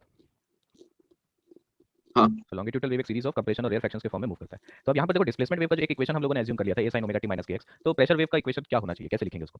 अब देखो कि जब आप कोई भी सोर्स यूज करते हो, जैसे आप बोल रहे हो तो आप एक सोर्स हो, आप कोई म्यूजिक बजा रहे हो, जो वूफर है आपका वो एक सोर्स है, ठीक है। तो डिफरेंट सोर्सेज आप जब बोलते हो तो ऐसा तो नहीं होता है कि आपके सामने जो बैठा है उसी को सुनाई दे रहा है, बाकी किसी को नहीं सुनाई दे रहा है, ऐसा होता है क्या? नहीं ऐसा सर। तो नहीं है, पूरे रूम में जो जहाँ भी बैठा सबको सुनता है। तो इसका मतलब कि जब आप बोल रहे हो तो क्या साउंड वेव 3 डायमेंशन में हर डायरेक्शन में जा रहा है? हाँ। लेकिन हर तरफ ट्रैवल करेगा। तो हम यहाँ पे क्या करें, जैसे मेरे पास एक सोर्स है, तो ये सोर्स से अगर मैं बोलूंगा तो जो डिस्टर्बेंस है वो हर डायरेक्शन में मूव करेगा, ठीक है। लेकिन अगर मेरे को मैथमेटिकली चीजों को समझना है तो ऐसे 3 डायमेंशन वाला मैथमेटिक्स में तो हम नहीं जाएंगे, तो इसको बहुत थोड़ा सा इजी वे में समझते हैं। जैसे मान लो कि किसी एक पर्टिकुलर डायरेक्शन में मैं इसमें देख लेता हूँ, जाने ना वेव तो निकल रहा है हर डायरेक्शन में, लेकिन मैं एक पर्टिकुलर डायरेक्शन को यहाँ पे पकड़ लेता हूँ। तो मान लेते हैं कि एयर का एक कॉलम देखते हैं यहाँ पे, ठीक है, एक एयर कॉलम देखते हैं, तो वेव इस डायरेक्शन में जा रहा था इसमें। ये डायग्राम का मतलब समझ में आ रहा है कि एक पर्टिकुलर डायरेक्शन के अलॉन्ग बस मैं सॉल्व कर रहा हूँ, इसका ये मतलब नहीं कि वेव एक ही डायरेक्शन में जा रहा है, हाँ सर, ठीक है। तो यहाँ पे जो एयर पार्टिकल्स था इसको हम लोग स्टडी करते हैं। तो मान लेते हैं कि इसका क्रॉस सेक्शनल एरिया है हमारे पास एस, ये यहाँ पे जो आपको लेफ्ट वाला मार्जिन दिख रहा है इसका एक्स कोऑर्डिनेट है एक्स, राइट में जो मार्जिन दिख रहा है आपको इसका एक्स कोऑर्डिनेट मान लेते हैं लेट अस से एक्स प्लस डेल्टा एक्स, ठीक है। तो इसका मतलब कि अभी मैं कितना वॉल्यूम ऑफ एयर को देख रहा हूँ, S delta x. S delta x volume of air को मैं देख रहा हूँ। अब याद करो कि वेव मूव करने के लिए क्या मीडियम के पास दो प्रॉपर्टीज होना बहुत जरूरी है, एक इलास्टिक प्रॉपर्टी, एक इनर्शियल प्रॉपर्टी। हाँ सर। तो इलास्टिक प्रॉपर्टी का मतलब क्या है, इलास्टिक प्रॉपर्टी का मतलब है कि उसका डायमेंशंस में चेंज आना चाहिए, और फिर एक रिस्टोरिंग फोर्स उसके पास होना चाहिए जो ओरिजिनल शेप में लेके आता है उसको, वही इलास्टिसिटी होता है, हाँ सर। ठीक है। जैसे स्ट्रिंग में क्या हो रहा था कि एक्सटेंशन हो रहा था और फिर टेंशन की वजह से वो अपना ओरिजिनल लेंथ में आ जा रहा था वापस, ठीक है। तो टेंशन एक तरह का रिस्टोरिंग फोर्स था वहाँ पे। यहाँ पर अगर मैं चेंज देखूंगा तो मैं किसका चेंज देखूंगा, वो इस वॉल्यूम का चेंज देखूंगा। तो अगर एक मीडियम का वॉल्यूम चेंज नहीं हो सकता, ठीक है, उसका वॉल्यूम में एक्सपेंशन या कॉन्ट्रैक्शन नहीं हो सकता, तो उस मीडियम के थ्रू वेव नहीं जा सकता। समझ में आ रही बात? हाँ सर। हाँ सर, तो मीडियम में वॉल्यूम का चेंज होना जरूरी है, एक्सपेंशन कॉन्ट्रैक्शन होना चाहिए गिवन वॉल्यूम का, तभी आपको वेव दिखेगा। या फिर आप ऐसे बोल सकते हो अगर कोई भी वॉल्यूम में चेंज नहीं दिख रहा तो वेव नहीं है, अगर वेव नहीं जाएगा तो वॉल्यूम में चेंज नहीं आएगा ना, ठीक है। तो जब डिस्टर्बेंस इसके थ्रू जाएगा तो वॉल्यूम में चेंज आएगा। तो इसका मैथमेटिकली मतलब क्या हुआ कि अगर इस लेफ्ट मार्जिन में यहाँ पे जितना भी पार्टिकल्स था, जब एक वेव इसके थ्रू ट्रैवल करके गया तो मान लो इस पार्टिकल्स का जो डिस्प्लेसमेंट हो गया फ्रॉम मेन पोजीशन, वो डिस्प्लेसमेंट ईटा हो गया। तो यहाँ पे राइट मार्जिन पे जो भी पार्टिकल्स प्रेजेंट है, क्या इसका डिस्प्लेसमेंट ईटा के अलावा दूसरा कुछ डिस्प्लेसमेंट होना चाहिए? अगर ईटा ही हो जाएगा तो फिर तो चेंज इन वॉल्यूम जीरो हो गया, हाँ सर अलग होगा। अलग होगा। तो मान लेते हैं इसका डिस्प्लेसमेंट ईटा प्लस डेल्टा ईटा हो गया, ठीक है। So what is the change in volume of this element considered? ये जो क्वेश्चन आपने कंसीडर किया इसका वॉल्यूम में चेंज क्या लिख सकते हैं हम? S delta eta. S delta eta. So what is the fractional change in volume? क्या एस डेल्टा ईटा चेंज हो गया, original volume S delta x था, हाँ sir. So delta eta by delta x, ठीक। तो अगर मैं यहाँ पर मान लो कि बहुत स्मॉल एलिमेंट्स अगर कंसीडर कर रहे हैं, delta x tending to zero अगर हम लोग कर रहे हैं, तो जो फ्रैक्शनल चेंज इन वॉल्यूम है डीवी बाई वी, क्या this can be written as del eta by del x, ये होगा delta eta by delta x, d eta by d x में कन्वर्ट हो जाता है ना, लेकिन हमको पता है कि ये टी और एक्स दोनों का फंक्शन है, तो हम लोग ऐसे पार्शियल डिफरेंशियल लिखते हैं, हाँ सर। ठीक है। अब प्रेशर वेव क्या है, pressure wave is the change in the pressure, atmospheric pressure या फिर डीपी, चेंज इन प्रेशर निकालना है हमको, नेट प्रेशर में इंटरेस्टेड नहीं है, चेंज इन प्रेशर में, ठीक है। सो चेंज इन प्रेशर को क्या मैं बल्क मॉड्यूलस से रिलेट कर सकता हूँ? हाँ सर। और बल्क मॉड्यूलस हमको पता है मटेरियल का इलास्टिक प्रॉपर्टी है ना, हाँ सर। ठीक है। So bulk modulus is negative of change in pressure divided by fractional change in volume. So यहाँ से मैं बल्क मॉड्यूलस से लिख सकता हूँ change in pressure will be negative of bulk modulus times of fractional change in volume, so dp is minus of b times of del eta by del x, ये होगा। Sir हाँ। Sir यहाँ पे restoring force क्या है? Restoring force यहाँ पर मतलब कंप्रेस हो रहा है तो स्ट्रेस डेवलप होगा ना इस मटेरियल में, हाँ सर, तो यहाँ पर तो एयर मॉलिक्यूल्स अपने मीन पोजीशन में रिटर्न करना क्यों चाहेगा? क्योंकि आप उसको कंप्रेस करोगे तो अपना ओरिजिनल शेप में तो आएगा। अगर ओरिजिनल शेप में नहीं आएगा तो वेव ट्रैवल कैसे करेगा उसके थ्रू, रेयर फ्रैक्शन कैसे बनेगा? अच्छा हाँ सर। पार्टिकल्स अपना अगर मेन पोजीशन पे नहीं आएगा तो पार्टिकल तो ऑसिलेट नहीं कर रहा है, इसका मतलब। हाँ सर। सर यहाँ वो इलास्टिक प्रॉपर्टी का रोल बल्क मॉड्यूलस प्ले कर रहा है? Bulk modulus, coefficient of elasticity liquid और एयर में बल्क मॉड्यूलस होता है ना। हाँ सर। सॉलिड में यंग्स मॉड्यूलस होता है, लिक्विड और गैसेस में बल्क मॉड्यूलस होता है। तो सर स्ट्रिंग में हम लोग यंग्स मॉड्यूलस नहीं यूज करके टेंशन स्ट्रिंग में नहीं, रॉड में होता है यंग्स मॉड्यूलस। हो गया ये, ठीक है। तो ये इक्वेशन देखो, लास्ट वाला इक्वेशन क्या बता रहा है कि अगर आपको डिस्प्लेसमेंट वेव का इक्वेशन मालूम है तो इसका यूज करके आप प्रेशर वेव का इक्वेशन निकाल सकते हो, ये ना। हाँ सर। ठीक है। सो इसको देखते हैं। देखो डिस्प्लेसमेंट वेव का इक्वेशन हो गया हमारे पास a sin of omega t minus k x plus five. ध्यान रखना स्ट्रिंग वेव्स में जो पढ़े थे वो सब भूलना नहीं है, वो सब यहाँ पे यूज होगा, ऐसा नहीं कि वो कंसेप्ट अलग है ये कंसेप्ट अलग है, नहीं, इक्वेशन सब सेम आएगा। सो अगर प्रेशर वेव मेरे को लिखना है so dp equal to negative of bulk modulus into del eta by del x. तो इसको डिफरेंशिएट करो तो del eta by del x करोगे तो ये माइनस के बाहर आएगा, तो ऑलरेडी एक माइनस साइन है, तो हमारे पास बन जाएगा बी ए के into cos of omega t minus k x plus five, ये होगा सही है। हाँ सर, तो इसको कंपेयर करेंगे अगर प्रेशर वेव का वेरिएशन से, तो कॉस का जो टर्म होता है, जो कोएफिशिएंट है कॉस का, क्या ये मैक्सिमम वैल्यू रिप्रेजेंट कर रहा है प्रेशर वेव का, ये होगा।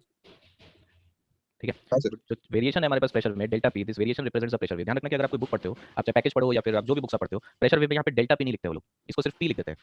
तो उस टाइम पे बहुत लोग स्टूडेंट इसको नेट प्रेशर समझ लेते हैं, ये नेट प्रेशर नहीं है। ठीक है, तो इसलिए मैं यहाँ पे डेल्टा पी लिखता हूँ ताकि आपको कंफ्यूजन नहीं हो। तो अगर यहाँ पे देखो प्रेशर वेव का एम्पलीट्यूड हमको देने का जरूरत नहीं है क्वेश्चन में। अगर मैं आपको बल्क मॉडुलस दे दूँ, ठीक है, एम्पलीट्यूड दे दूँ डिस्प्लेसमेंट वेव का और वेव नंबर दे दूँ, तो क्या प्रेशर वेव का एम्पलीट्यूड निकाल सकते हो? हाँ सर। ठीक है, प्रेशर वेव का एम्पलीट्यूड जल्दी डायरेक्टली क्वेश्चन में नहीं देता है, इसको निकालने का बहुत सारा तरीका है। एक मेथड ये है, बाकी जैसे आप आगे बढ़ोगे और मेथड आपको पता चलता जाएगा। तो ये एक मेथड है, ठीक है, क्लियर है यहाँ तक? समझ में आया क्या ये? देखो इस डायग्राम को डेल्टा पी नॉट क्या है? हाँ? डेल्टा पी नॉट का डेल्टा पी नॉट क्या है? डेल्टा पी नॉट क्या है बताओ, क्या पढ़ रहे हो डेल्टा पी नॉट से? मैक्सिमम जो प्रेशर डिफरेंस आया। प्रेशर डिफरेंस डेल्टा पी है, delta p not maximum value है प्रेशर वेरिएशन का। ठीक है सर। आपको एक फंक्शन लिख के दूंगा 2 sin थीटा, तो ये 2 क्या है, क्या समझोगे? एम्पलीट्यूड। एम्पलीट्यूड या जो आप साइनसॉइडल फंक्शन बना उसका मैक्सिमम वैल्यू है ना? हाँ। तो ये जो कोसाइन फंक्शन उसका मैक्सिमम वैल्यू है, तो एम्पलीट्यूड हो गया प्रेशर वेव का। ठीक है। ठीक है, तो लिख लो यहाँ पे एम्पलीट्यूड ऑफ प्रेशर वेव। अब देखो ये डायग्राम पे फिर से आते हैं। यहाँ पे जो भी एयर मॉलिक्यूल्स मैंने कंसीडर किया था, इस वॉल्यूम में तो चेंज आ रहा है जब इसके थ्रू वेव जा रहा है, लेकिन जो टोटल मास है यहाँ पे क्या वो चेंज हो रहा है? नहीं सर। वो तो चेंज नहीं हो रहा है। तो इसके अंदर अगर मान लो यहाँ पर मास है हमारे पास m, तो मैं मास को लिख सकता हूँ density of the air into volume is v। ठीक है, तो सपोज कि when no wave is present,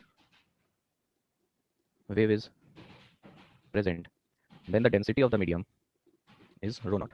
ठीक है, तो इसका जो डेंसिटी है वो मास इनटू वॉल्यूम हो गया। तो अगर इसको डिफरेंशिएट कर दूं डेल्टा m, तो इसको मैं लिख सकता हूँ rho times of delta v plus v times of delta rho, और ये इक्वल टू 0 होना चाहिए। हाँ सर। सो यहाँ से delta rho change in density will be negative of rho naught times of delta v by v बोल सकते हैं इसको हम लोग। कुछ original density into change in fractional change in volume हो जाएगा ये। हाँ सर। अब फ्रैक्शनल चेंज इन वॉल्यूम यहाँ पर देखो निकाला था हमने del eta by del x, so ये टर्म हो गया minus of rho naught times of del eta by del x. ठीक है, सो क्या इस इक्वेशन, ये इक्वेशन हमको क्या बता रहा है कि जब एक वेव ट्रैवल करेगा गिवन मीडियम से, तब उसका डेंसिटी में, मीडियम का डेंसिटी में कैसे चेंज होगा? डेंसिटी में तो चेंज होना चाहिए ना, क्योंकि कंप्रेस हो रहा है, मतलब कुछ रीजन में पार्टिकल्स एक दूसरे के पास आ जा रहा है तो डेंसिटी इंक्रीज हो जा रहा है। रेयर फ्रैक्शन वाले रीजन में पार्टिकल्स एक दूसरे से दूर चला गया तो डेंसिटी डिक्रीज हो गया। ठीक है, so this variation delta rho is called as density wave. ठीक, तो अगर डिस्प्लेसमेंट वेव का इक्वेशन मालूम है तो मैं डेंसिटी वेव का भी इक्वेशन लिख सकता हूँ। तो क्या लिखेंगे, minus of rho naught del eta by del x करेंगे तो आगे आ जाएगा हमारे पास rho naught a into k cos of omega t minus k x plus 5। ठीक, so this term is called as the density wave का amplitude हो जाएगा ये डेल्टा रो नॉट। समझ में आई चीज?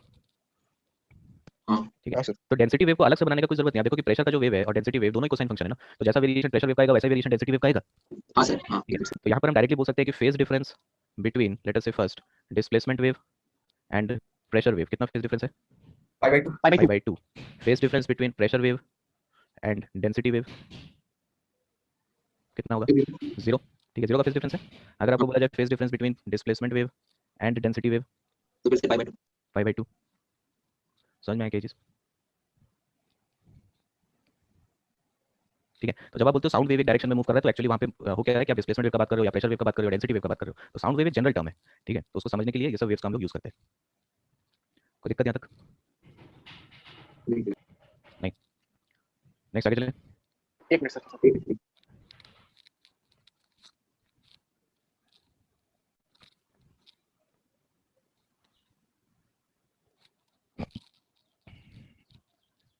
हाँ sir, okay.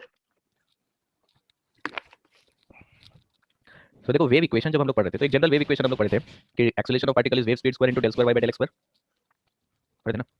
Del square by del t square is v square into del square by del x square. वो एक जनरल वेव इक्वेशन था। यहाँ पर भी वो चीज तो ट्रू रह गई, मतलब del square eta by del t square ये हो जाएगा पार्टिकल का acceleration, it will be wave speed का square into del square eta by del x square. Equation इसमें तो कोई फर्क नहीं पड़ेगा, ये तो जनरल वेव इक्वेशन था ना। इसी तरीके से एक और इक्वेशन हमने पढ़ा था कि पार्टिकल का speed will be negative of wave speed into slope of the tangent at a point. हाँ सर। ठीक है, ये सब इक्वेशन वैलिड है। यहाँ पर v के बारे में बात करते हैं। जब आप वेव स्पीड लिख रहे हो, वेव स्पीड v, ये हमारे पास क्या था? वेव स्पीड ये था हमारे पास अंडर रूट ऑफ क्या, elastic property divided by inertial property. हाँ सर। तो यहाँ पर इलास्टिक प्रॉपर्टी है bulk modulus b divided by elastic property is the density of the medium rho. तो इस तरीके से हम वेव स्पीड यहाँ पे कैलकुलेट कर सकते हैं। v equal to f lambda तो ऑब्वियसली वैलिड है हर जगह। तो यहाँ पे वेव स्पीड जैसे स्ट्रिंग में हम under root of t by mu करते हैं, यहाँ पर हम under root of bulk modulus by density करते हैं। तो देखो स्ट्रिंग वेव्स में जो स्पीड आया था हमारे पास v equal to under root of tension by mu, तो यहाँ पर इसको मैं under root of tension divided by mu की जगह क्या density into cross sectional area लिख सकता हूँ। म्यू का वैल्यू था density of the wire into cross sectional area, है ना? मीडियम का डेंसिटी था रो, यहाँ पर भी तो मीडियम का डेंसिटी है रो। हाँ सर। ठीक है, एस क्या है? एस यहाँ पर क्रॉस सेक्शनल एरिया था। ठीक, तो स्ट्रिंग का क्रॉस सेक्शनल एरिया यहाँ पे कौन सा एरिया में कन्वर्ट हो गया? ये वाला एरिया एस। ठीक है, तो इन दोनों इक्वेशंस को अगर आप कंपेयर करोगे तो क्या मैं टेंशन को बोल सकता हूँ it is equivalent to bulk modulus into cross sectional area? Equal नहीं बोल रहा हूँ मैं बोल रहा हूँ कि टेंशन का जो टर्म है it is equivalent to bulk modulus into cross sectional area, bulk modulus into cross sectional area. समझ में आ रहा है? तो स्ट्रिंग वेव्स में जहाँ पर डिफरेंशियल इक्वेशंस में टेंशन का टर्म था, क्या मैं उसको b into s से रिप्लेस कर सकता हूँ लॉन्गिट्यूडनल वेव्स में? हाँ सर। ठीक है, तो डिफरेंशियल फॉर्म में कोई फर्क नहीं पड़ रहा है। फर्क क्या पड़ेगा, जहाँ टेंशन है वहाँ पे b into s लिख देंगे, जहाँ पे स्पीड था वहाँ पर under root of t by mu लिख रहे थे, अब हम वहाँ पे b under root of bulk modulus by density लिख देंगे। यही तो फर्क पड़ रहा है। ठीक है, so tension in string waves is equivalent to bulk modulus into cross sectional area in longitudinal waves. समझ में आया क्या? सर आपको आप टी को bulk modulus into sir area से कैसे रिप्लेस करते हैं? वो तो इक्वल नहीं है, इक्विवेलेंट है। हाँ इक्विवेलेंट ही तो बोल रहे हैं। इक्विवेलेंट मतलब यहाँ पे टेंशन को अगर बल्क मॉडुलस इनटू s कर दो तो वो लॉन्गिट्यूडनल वेव का स्पीड बन जाएगा। हाँ सर। ठीक है, कंपेयर कर रहे हैं बस दो इक्वेशन को। हाँ सर। ठीक है, अब यहाँ पर आते हैं, देखो साउंड वेव आप सॉलिड्स में, लिक्विड्स में, गैसेस में, इसका इक्वेशंस क्या बनेगा? जैसे मान लो कि फॉर गैसेस, ठीक, तो गैसेस में सबसे पहले न्यूटन ने एक assumption यहाँ पे दिया। सो न्यूटन सजेस्टेड दैट, आप इसमें लिख सकते हो that propagation of sound waves is an isothermal process. ठीक है, propagation of sound is an isothermal process. तो ये न्यूटन का सजेशन था। तो इस सजेशन के अकॉर्डिंग अगर हम बल्क मॉड्यूलस का वैल्यू लिखेंगे तो बल्क मॉड्यूलस याद है आइसोथर्मल प्रोसेस में equal to pressure of the gas होता है। हाँ सर। तो pressure of the gas p के इक्वल हो गया, तो वेव स्पीड हो जाएगा हमारे पास under root of pressure divided by density. ठीक, लेकिन दिक्कत ये है कि जब आप इसको थ्योरेटिकली कैलकुलेट करते हो और एक्सपेरिमेंटली मेजर करते हो तो इसमें ह्यूज एरर है। ठीक है, so it give huge error. तो ये जो assumption था हमारे पास, इसको फिर डिस्कार्ड कर दिया गया, ये गलत है। ठीक है, इसको फिर बाद में करेक्ट किया लैपलस ने। तो लैपलस का सजेशन ये था हमारे पास कि ये जो प्रोपगेशन का मेथड है हमारे पास साउंड वेव का, this is obviously not isothermal. कि आइसोथर्मल हो गया अगर हमारे पास, तब उस केस में तो जो इक्वेशन सारा है वो तो सही होगा नहीं। तो उसने बोला कि आइसोथर्मल प्रोसेस नहीं है, this is an adiabatic process. क्योंकि उसने बोला कंप्रेशन और रेयरफैक्शन का जो प्रोसेस है वो इतना ज्यादा रैपिड प्रोसेस है, कंप्रेशन रेयरफैक्शन का फॉर्मेशन इतना रैपिड है कि हीट एक्सचेंज के लिए सफिशिएंट टाइम हमको नहीं मिलता है, तो इसीलिए हम उसको एडियाबैटिक अज्यूम कर सकते हैं। ठीक है, ये सजेशन दिया गया इसमें। समझ में आ रही बात? हाँ, तो अगर हम एडियाबैटिक प्रोसेस का assumption के थ्रू जाते हैं तो बल्क मॉडुलस याद है हम लोग गामा इनटू प्रेशर लिख सकते हैं। ये होता है बल्क मॉडुलस एडियाबैटिक में। तो स्पीड हो जाएगा under root of gamma into p divided by density rho. अब आप गैस के लिए क्या p m equal to rho r t equation use कर सकते हैं, assuming it to be an ideal gas. हाँ sir. So p by rho का वैल्यू हम लोग लिख सकते हैं under root of gamma r t by m. So इस इक्वेशन में देखो गामा एक कांस्टेंट वैल्यू है गिवन गैस के लिए, आर एक कांस्टेंट है, एम क्या है यहाँ पे? Molecular weight constant. Molecular weight वो भी कांस्टेंट है। तो इसका मतलब मैं बोल सकता हूँ कि speed of the gas is directly proportional to under root of temperature. ठीक है, तो अगर गैस का टेंपरेचर कांस्टेंट है, if temperature of the gas is constant, तो इसका मतलब क्या speed of the gas will be constant. हाँ सर। ठीक, अब यहाँ पर एग्जाम में कंफ्यूज करने के लिए आपको कैसे क्वेश्चन पूछेगा, आपको बोलेगा कि गैस का टेंपरेचर को कांस्टेंट रखते हुए प्रेशर को डबल कर दिया गया, तो बताओ स्पीड कितना टाइम्स हो जाएगा? सेम रहेगा। सर सेम constant रहेगा। रहेगा। तो ये इस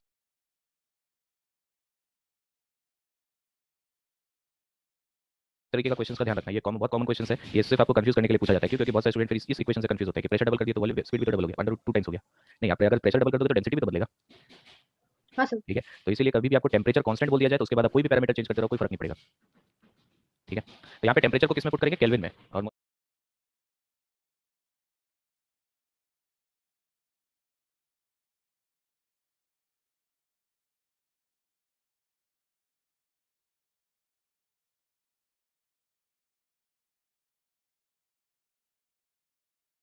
मॉलिक्यूलर मास को किस में पुट करेंगे? केजी में पुट करेंगे। ठीक है, टेंपरेचर को हमेशा पुट करना है केल्विन में।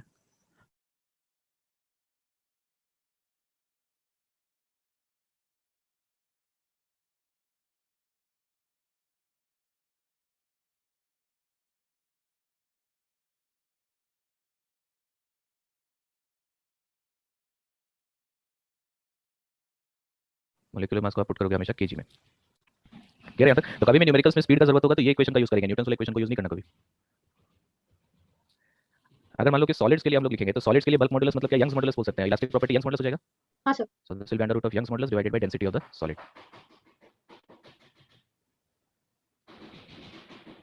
ठीक है, ओके, हम लोग को डाउट यहाँ तक तो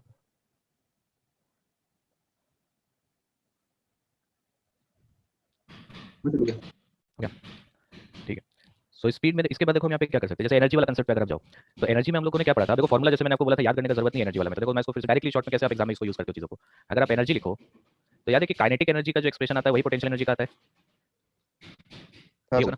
तो स्ट्रिंग वेव्स में इक्वेशन क्या होगा? काइनेटिक एनर्जी मतलब हाफ एम वी स्क्वायर। तो एक एलिमेंट के लिए लिखेंगे तो m मतलब क्या? म्यू dx ये होगा, और v स्क्वायर मतलब क्या? Del y by del t का होल स्क्वायर। यही होता है स्ट्रिंग वेव्स के लिए। हाँ सर। ठीक, इसमें भी सिमिलर इक्वेशंस यहाँ पर होल्ड करेगा। कैसे यहाँ पर होल्ड करेगा सेम इक्वेशंस? हम लोग अगर साउंड वेव्स के लिए लिख रहे हैं तो साउंड वेव्स में क्या फर्क पड़ेगा इक्वेशंस में? देखो म्यू का वैल्यू को रो इनटू एस लिख सकते हैं हम लोग, लिख सकते हैं ना। तो यहाँ पे भी ये टर्म एज इट इज रहेगा, मतलब रो इनटू एस रहेगा। रो और एस का यहाँ पे सिग्निफिकेंस क्या है? Rho is the density of the medium और एस हो गया क्रॉस सेक्शन एरिया उस स्मॉल कॉलम का जो आपने कंसीडर किया था, ये होगा। सो इनटू डीएक्स इनटू ये टर्म हो गया del eta by del t का होल स्क्वायर। हाँ जी। ठीक, अब अगर यहाँ पर आप चाहो तो इसको del eta by del x के टर्म्स में कन्वर्ट कर सकते हो। हम लोग को पता है del eta by del t is negative of wave speed into del eta by del x. So आप इसको half rho s v square times of del eta by del x का होल स्क्वायर इनटू डीएक्स ऐसा भी लिख सकते हैं हम लोग। यहाँ पे मैंने ये कंडीशन यूज किया del eta by del t negative of wave speed times of del eta by del x. हाँ जी। ठीक है, तो टोटल एनर्जी अगर हम लोग लिखे टोटल एनर्जी डीई, तो वो सिंपली हमारे पास एडिशन है काइनेटिक एनर्जी और पोटेंशियल एनर्जी का, दोनों का वैल्यू सेम है तो बस 2 से मल्टीप्लाई हो जाएगा ये। So rho into s times of del eta by del t का होल स्क्वायर इनटू डीएक्स, या फिर आप इस टर्म्स में लिख सकते हो rho s v square times of del eta by del x का होल स्क्वायर इनटू डीएक्स, ये लिखेंगे। ठीक है, या फिर एनर्जी पर यूनिट वॉल्यूम, इसको हम लोग एनर्जी डेंसिटी बोलते हैं, which is de divided by volume, मतलब क्या cross sectional area into dx, ये होगा वॉल्यूम। हाँ जी। ठीक है, so de by s times of dx, तो अगेन किसी भी एक्सप्रेशन से आप यहाँ पे लिख सकते हो। So this will be density times of del eta by del t का होल स्क्वायर, या फिर rho into v square times of del eta by del x का होल स्क्वायर। तो इक्वेशंस बिल्कुल सेम है। तो यहाँ पर भी कैलकुलेशन याद है हम लोगों ने किया था कि एक वेवलेंथ में टाइम टी इक्वल टू 0 पे बताओ कितना एनर्जी है, याद है वो क्वेश्चन? हाँ सर। ठीक है, तो वही सेम क्वेश्चन यहाँ पे भी कर सकते हो। मेथड में तो कोई चेंज नहीं आएगा ना, इक्वेशन सेम, आंसर भी वही आएगा सेम। तो यहाँ पर आपका एनर्जी से डायरेक्टली क्वेश्चन साउंड वेव्स में नहीं पूछता है, तो हम लोग इसमें बहुत ज़्यादा इसमें नहीं जाएंगे एनर्जी वाला मेथड में। लेकिन जो चीज़ पूछता है एक्चुअली में वहाँ तक पहुँचने के लिए भी आपको ये सब चीज़ें थोड़ा सा पढ़ना पड़ेगा। तो एक एक थोड़ा सा और आगे बढ़ते हैं इसमें। एनर्जी वाला पार्ट को ऐसा नहीं कि जबरदस्ती सॉल्व करो बैठ के, जरूरत नहीं है। एनर्जी में पूछता नहीं क्वेश्चन, इक्वेशंस बस ध्यान रखो कैसे इक्वेशंस लिखा जाता है। और एनर्जी में मैंने आपको जो चीज़ बोला था याद रखना है कि पार्टिकल सॉल्व तो एसएचएम कर रहा है लेकिन टोटल एनर्जी कंजर्व नहीं है ट्रैवलिंग वेव्स में। हाँ सर। ठीक है, तो वो सब थ्योरेटिकल चीज़ आपको पूछेगा ना, एक साथ एनर्जी मैक्सिमम होता है, एक साथ मिनिमम होता है, एनर्जी इज नॉट कंजर्व। इसके बाद याद एक power flow through a point हमने लिखा था। हाँ सर। ठीक, तो यहाँ पे through a point on the string तो नहीं है, तो यहाँ पर हम बोलेंगे power flow through a cross section, cross sectional area S. ठीक, तो ये पावर फ्लो का एक्सप्रेशन हमारे पास आया था minus of tension times of del y by del t into del y by del x. हाँ सर। ठीक, सो यहाँ पर हम लोग बोलेंगे टेंशन की जगह मैं इक्विवेलेंटली पुट कर दूं bulk modulus into cross sectional area, ठीक है, into del eta by del t into del eta by del x हो जाएगा ये। हाँ सर। ठीक, लेकिन जब आप इंस्टेंटेनियस पावर फ्लो का इक्वेशन लिखते हो तो यहाँ पे लॉन्गिट्यूडनल वे में एक्जैक्टली ये सेम आंसर नहीं आता है। ठीक है, लेकिन अगर आप एवरेज पावर लिखोगे तो एवरेज पावर के लिए ये एक्सप्रेशन होल्ड करता है, एवरेज पावर में आता है। तो इंस्टेंटेनियस पावर में एक्जैक्ट इक्वेशंस क्या होता नहीं होता वो आपके सिलेबस में नहीं है, लेकिन आप एवरेज वैल्यू लिखोगे तो ये आएगा। तो इसका भी यूज आपके सिलेबस में नहीं है, जो फाइनल रिजल्ट हमारे पास आता है वो फाइनल रिजल्ट आप डायरेक्टली यूज कर सकते हो। लेकिन अगर ये चीज मालूम होता है तो क्या स्टैंडिंग वेव में जैसे इसका बहुत काम आता है, आपको समझ में आता है कि नोड और एंटी नोड वाला पॉइंट से पावर फ्लो नहीं होता है। ठीक है, यहाँ पे देखो इसको सॉल्व करने के लिए मैं ऐसे लिख कर सकता हूँ इसको कि del eta by del t को मैं पुट कर दे रहा हूँ minus of v times of del eta by del x, तो माइनस टाइम्स होगा और एक ऑलरेडी माइनस साइन है यहाँ पर, तो B S into v times of del eta by del x का होल स्क्वायर हो जाएगा ये। हाँ सर। ठीक, लेकिन यहाँ पर बी एस वी ये टर्म तो कांस्टेंट वैल्यू है ना, तो ये बाहर आ गया, इसी का एवरेज बना। हाँ। ठीक, सो डिस्प्लेसमेंट वेव का जो इक्वेशन है हमारे पास, लेट अस से a sin of omega t minus k x, यहाँ पर भी वो सब चीजें ध्यान रखना कि वेव नेगेटिव डायरेक्शन में जाएगा तो ये प्लस हो जाएगा, पॉजिटिव डायरेक्शन में जाएगा तो माइनस रहेगा। तो अगर मैं एवरेज पावर यहाँ पर कैलकुलेट करूंगा तो देखो b यहाँ पे बी एस इंटू वी और इसका स्क्वायर करेंगे हम लोग del eta by del x करके, तो यहाँ पे a इंटू के का टर्म बाहर आएगा, मतलब a स्क्वायर इंटू के स्क्वायर बाहर आ गया। एवरेज ऑफ क्या बन गया cos square omega t minus k x, ये होगा। हाँ सर। तो इन वन कंप्लीट साइकिल अगर मैं इसका एवरेज निकाल रहा हूँ तो कल बताए थे cos square theta sin square theta का क्या होता है एवरेज एक साइकिल में? हाँ sir. Half half, so half B S v a square k square, ये आएगा। ठीक है, लेकिन इसको इस फॉर्म में हम लोग याद नहीं करते हैं। देखो इसको याद कैसे करते हैं, मैं इसको एक बल्क मॉड्यूलस से मल्टीप्लाई कर दे रहा हूँ और एक बल्क मॉड्यूलस टर्म से इसको डिवाइड कर दे रहा हूँ। ठीक है, साथ ही साथ मैं इसको एक स्पीड से टर्म से मल्टीप्लाई कर दे रहा हूँ और एक स्पीड का टर्म से डिवाइड कर देता हूँ, तो ये बन गया हाफ ऑफ, देखो बी स्क्वायर हो गया न्यूमरेटर में ए इंटू के, इसका मतलब बी ए के का होल स्क्वायर बना। हाँ सर। हाँ सर। ठीक है, एस का टर्म एक रिमेनिंग टर्म है। ठीक है, और क्या बचा हमारे पास, हाँ क्या बनेगा, वी स्क्वायर बच गया ना ऊपर, हाँ sir. Divided by bulk modulus B, ये बचेगा। नीचे भी एक वी का टर्म है क्या, एक वी का टर्म है नीचे। हाँ। ठीक, सो बी ए के क्या प्रेशर वेव का एम्पलीट्यूड था। हाँ सर। ठीक, so this is half of delta p naught का होल स्क्वायर, ठीक, इनटू एस टाइम्स ऑफ, क्या वी स्क्वायर को मैं bulk modulus divided by density लिख सकता हूँ। हाँ सर। ठीक, नीचे एक बल्क मॉड्यूलस इनटू स्पीड का टर्म है यहाँ पर। सो हमारे पास एवरेज पावर कितना आ गया, ये ध्यान रखना पावर है, प्रेशर नहीं है ये। So average power equal to delta p naught का होल स्क्वायर, इसलिए मैं डेल्टा पी हर जगह लिखता हूँ, बुक्स में क्या प्रेशर लिख देगा, पावर और प्रेशर समझ में नहीं आएगा क्या है, मल्टीप्लाइड बाय यहाँ पर क्रॉस सेक्शनल एरिया, एक बल्क मॉड्यूलस का टर्म कैंसिल आउट हो गया। सो नीचे क्या हमारे पास 2 times of density into speed बचा। हाँ सर। ठीक, तो आप देखो ये भी एक मेथड है जहाँ से आप डेल्टा पी नॉट या प्रेशर वेव का एम्पलीट्यूड निकाल सकते हो रहा है ना। अगर मैं आपको एवरेज पावर बता दूं बाकी टर्म्स दे दूं तो आप डेल्टा पी नॉट यहाँ से भी निकाल सकते हो। ठीक है, लेकिन ये इक्वेशन भी हमारा बहुत काम का इक्वेशन नहीं है ना, ये भी आपको पूछता नहीं है एग्जाम में। तो देखो जो पूछता है वहाँ तक पहुंचने के लिए ये सब करना पड़ता है, तो ऐसा नहीं कि फाइनल रिजल्ट तक पहुंच गया डायरेक्टली पता ही नहीं है इससे पहले क्या चल रहा है। तो ये इक्वेशन भी पूछता नहीं है एग्जाम में, तो क्या पूछता है वो हम लोग कल देखेंगे। सर यहाँ पे आप वी स्क्वायर को कैसे रिप्लेस किया? v स्क्वायर स्पीड तो under root of bulk modulus by density होता है ना। हाँ सर, अच्छा वहाँ से। हम्म। और सर यहाँ पे जो पावर फ्लो पहले कर रहे थे सर, वहाँ पे जो बोल रहे थे कि इंस्टेंटेनियस पावर और सर एवरेज पावर कुछ बोल रहे थे ना सर, वो बताइए क्या बोल रहे थे? तो वो जो इक्वेशन था हमारे पास, एक मिनट क्लोज हो गया, जो हम लोगों ने यहाँ पे जो इक्वेशन अभी लिखा है पावर का, ये इक्वेशन स्ट्रिंग वेव्स का यूज करके लिखा है ना, ये इक्वेशन आया था ना पावर का स्ट्रिंग वेव्स में। सर स्क्रीन नहीं दिख रहा है सर। हाँ एक मिनट, अरे ये वाला सेव हाँ हो सर। लगता है यहाँ पे, ठीक है मैं इसको फिर से लिख के भेज दूंगा। ये जो एक्सप्रेशन था हमारे पास पावर का, ये वाला एक्सप्रेशन एक्जैक्टली होल्ड नहीं करता है लॉन्गिट्यूडनल वेव्स में, इसमें थोड़ा सा डिफरेंस होता है, लेकिन जब आप एवरेज पावर निकालते हो तो बाकी का टर्म जीरो हो जाता है। अच्छा सर। ठीक है, तो वो सब कैलकुलेशन क्या होता है पूरा एग्जैक्ट इक्वेशंस में कोई फायदा नहीं है। आपको पूछेगा एवरेज, क्योंकि मैंने आपको बताया था ना पावर टाइम के साथ वेरी कर रहा है, तो हर हाँ इंस्टेंट सर। पावर कितना फ्लो हो रहा है वो जान के क्या करेंगे हम। हाँ हम सर। एवरेज वैल्यू में इंटरेस्टेड है, तो एवरेज वैल्यू जब लेते हैं तो जो एक्स्ट्रा टर्म्स आता है यहाँ पे वो सब जीरो हो जाता है।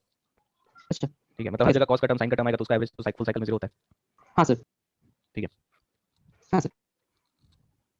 ठीक है, तो यहाँ तक एक बार थोड़ा सा देखो क्या क्या चीज़ हमने किया। वेव्स में कंटेंट बहुत है ना, रेगुलरली आपको कॉपी पलटना पड़ेगा, और दिक्कत है कि बुक्स से समझ में नहीं आने वाला वेव्स। अब आप सोचो मैं जो आपको पढ़ा रहा हूँ, मैं आपको बिना पढ़ा इसका नोट्स भेज